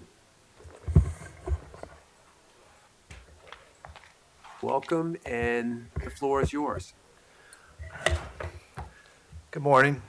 I'm Deputy Chief David Kowalski. I'm here today for the Quadruped Unmanned Ground Vehicle Quarterly Inspection Report. This covers a period January 1st through March 31st, 2024. One deployment was recorded during this inspection period on January 25th during a barricaded suspect situation in Van Nuys, where a suspect was possibly armed with a shotgun inside a residence. The QGV successfully traversed through steep staircases, opened doors, and effectively maneuvered through clustered conditions in several rooms. It also provided real-time video to operators of the conditions inside the residence. After safely clearing the residence, it was determined that the suspects had fled prior to SWAT's arrival on scene. The weapon was located and upon closer inspection was identified as a pellet shotgun. This deployment was consistent with the written policy established in 2023 and met the requirements for its proper use.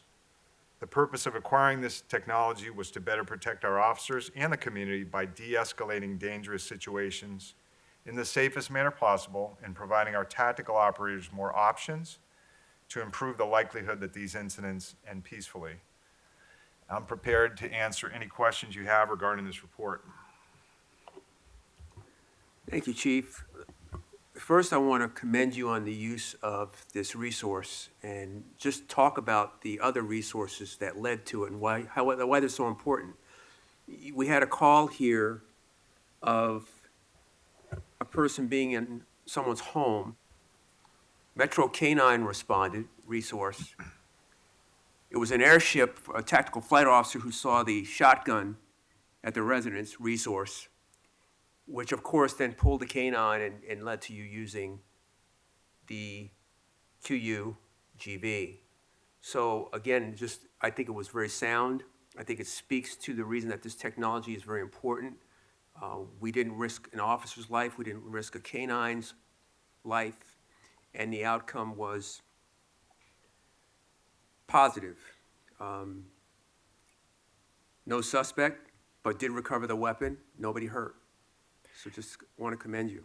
Yeah, just to add, and I appreciate you bringing that up, I think, Commander Paulson and I, we've been overseeing the Bureau together for almost 3 years, and as you outline that incident, sir, it really talks about the capabilities and the equipment and the leadership of the team we have within the Bureau. You're talking about aviation, tactical dogs for searches, assessing situations where it goes from a K-9 incident to now a SWAT incident, because you bring that element of a weapon being involved in a position where a suspect or suspects in this case have a position of advantage. And then ultimately where we are today with the use of technology to enter a location safely and assess it. Before I go on to the other commissioners, again, we had this discussion the other day, Vice President Shields and I. We are always impressed with the number of emails we get each day regarding calls for service that involves especially SWAT, K-9s, air support, other units where the outcome is the suspect is taken into custody without further incident.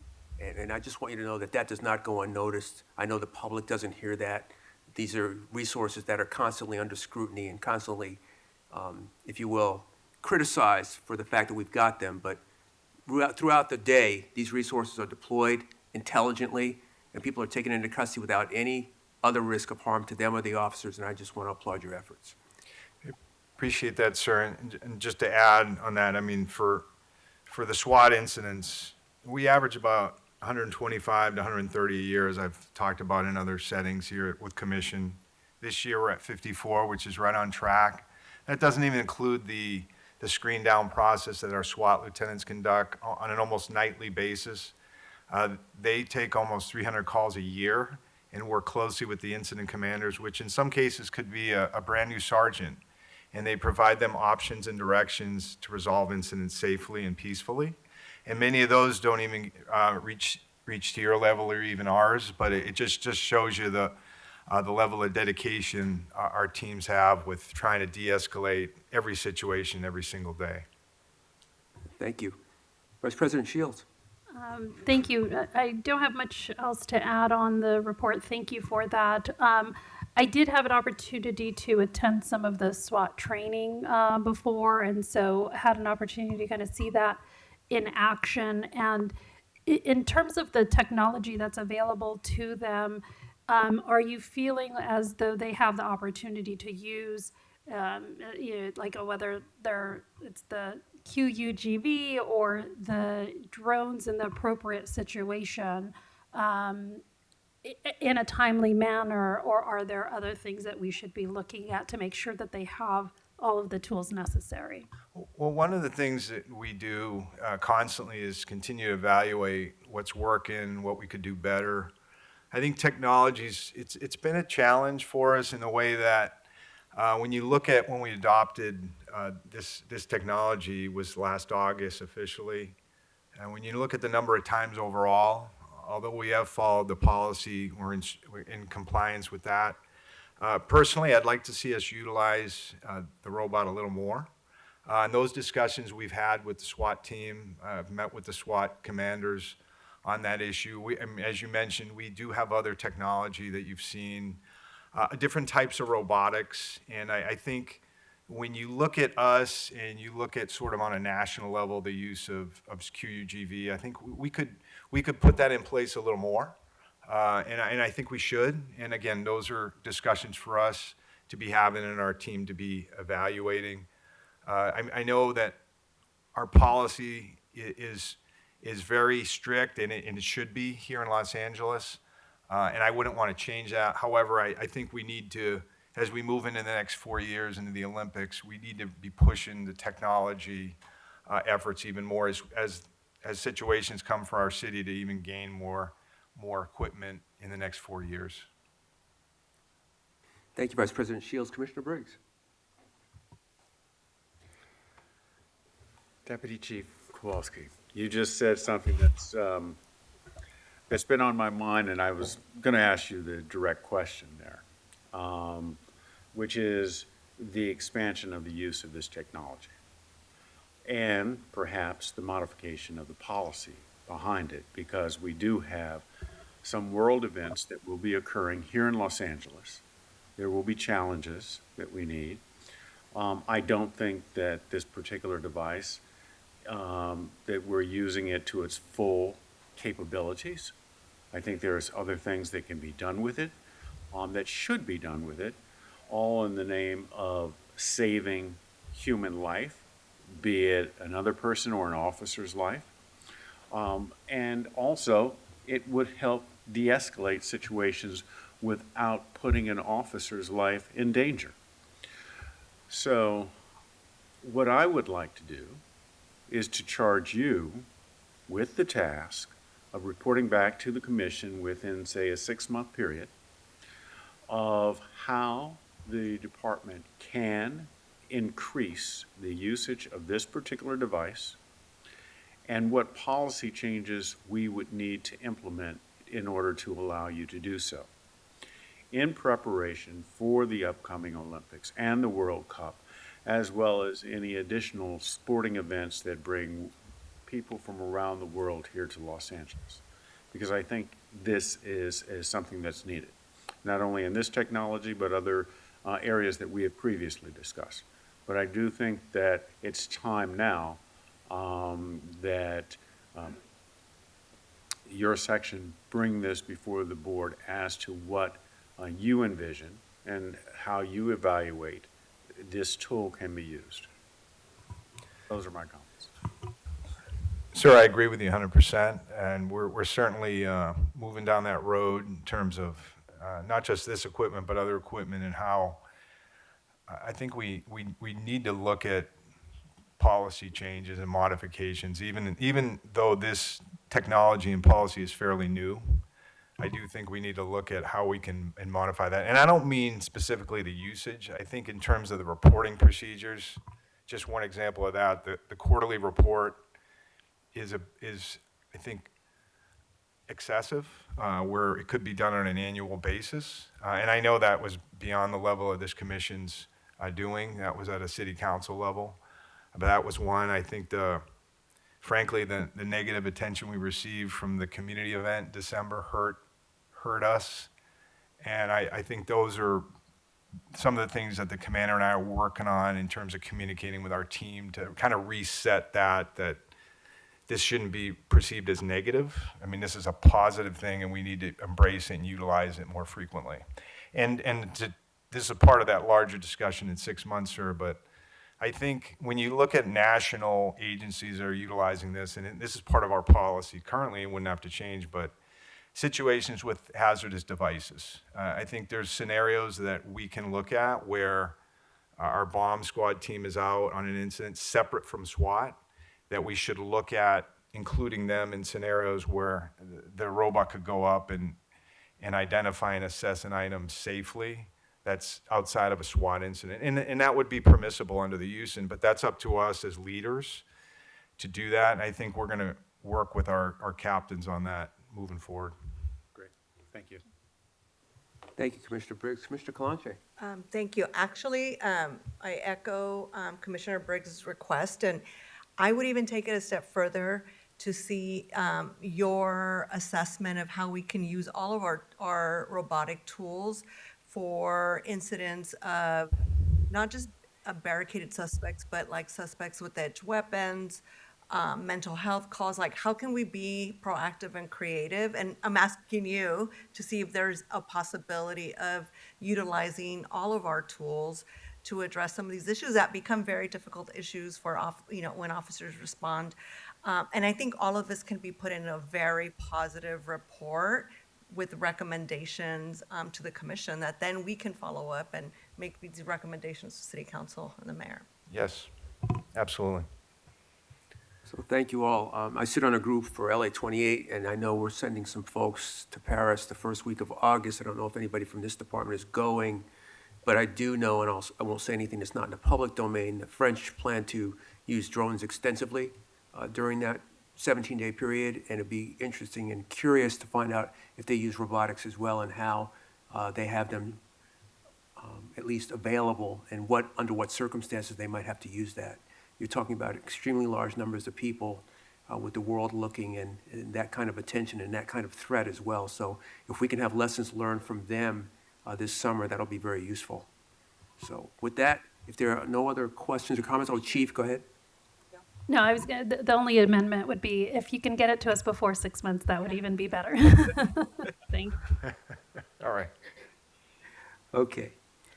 If there are no other comments or questions, I would move that we accept the recommendation for board action on agenda item 5B. Is there a second? Second. Moved and seconded. All in favor, say aye. Aye. Motion carries. Thank you very much. The commission will now adjourn into closed session. Thank you. The Board of Police Commissioners will now recess into closed session to discuss items number 6A, B, and C in accordance to Government Code 54957.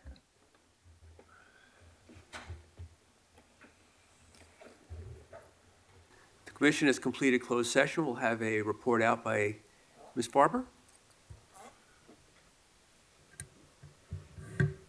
At the regular meeting of the Board of Police Commissioners on June 4th, 2024, during the closed session, the board made the following findings by a 3-1 vote.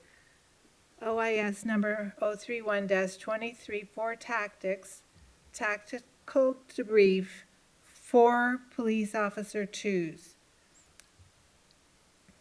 The board also made the following findings by a 4-0 vote for drawing and exhibition of a firearm in policy, no further action for police officer 2s.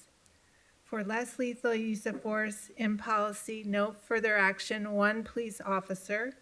For lethal use of force in policy, no further action, 2 police officer 2s. For item 6B, the item was discussed. For 6C, the Board of Police Commissioners voted to appoint by a 4-0 vote. Florence Yu was appointed as the Acting Inspector General effective July 1st, 2024. Thank you. I move that the meeting be adjourned. Is there a second? Second. Moved and seconded. All in favor, say aye. Aye. Meeting adjourned. Thank you very much.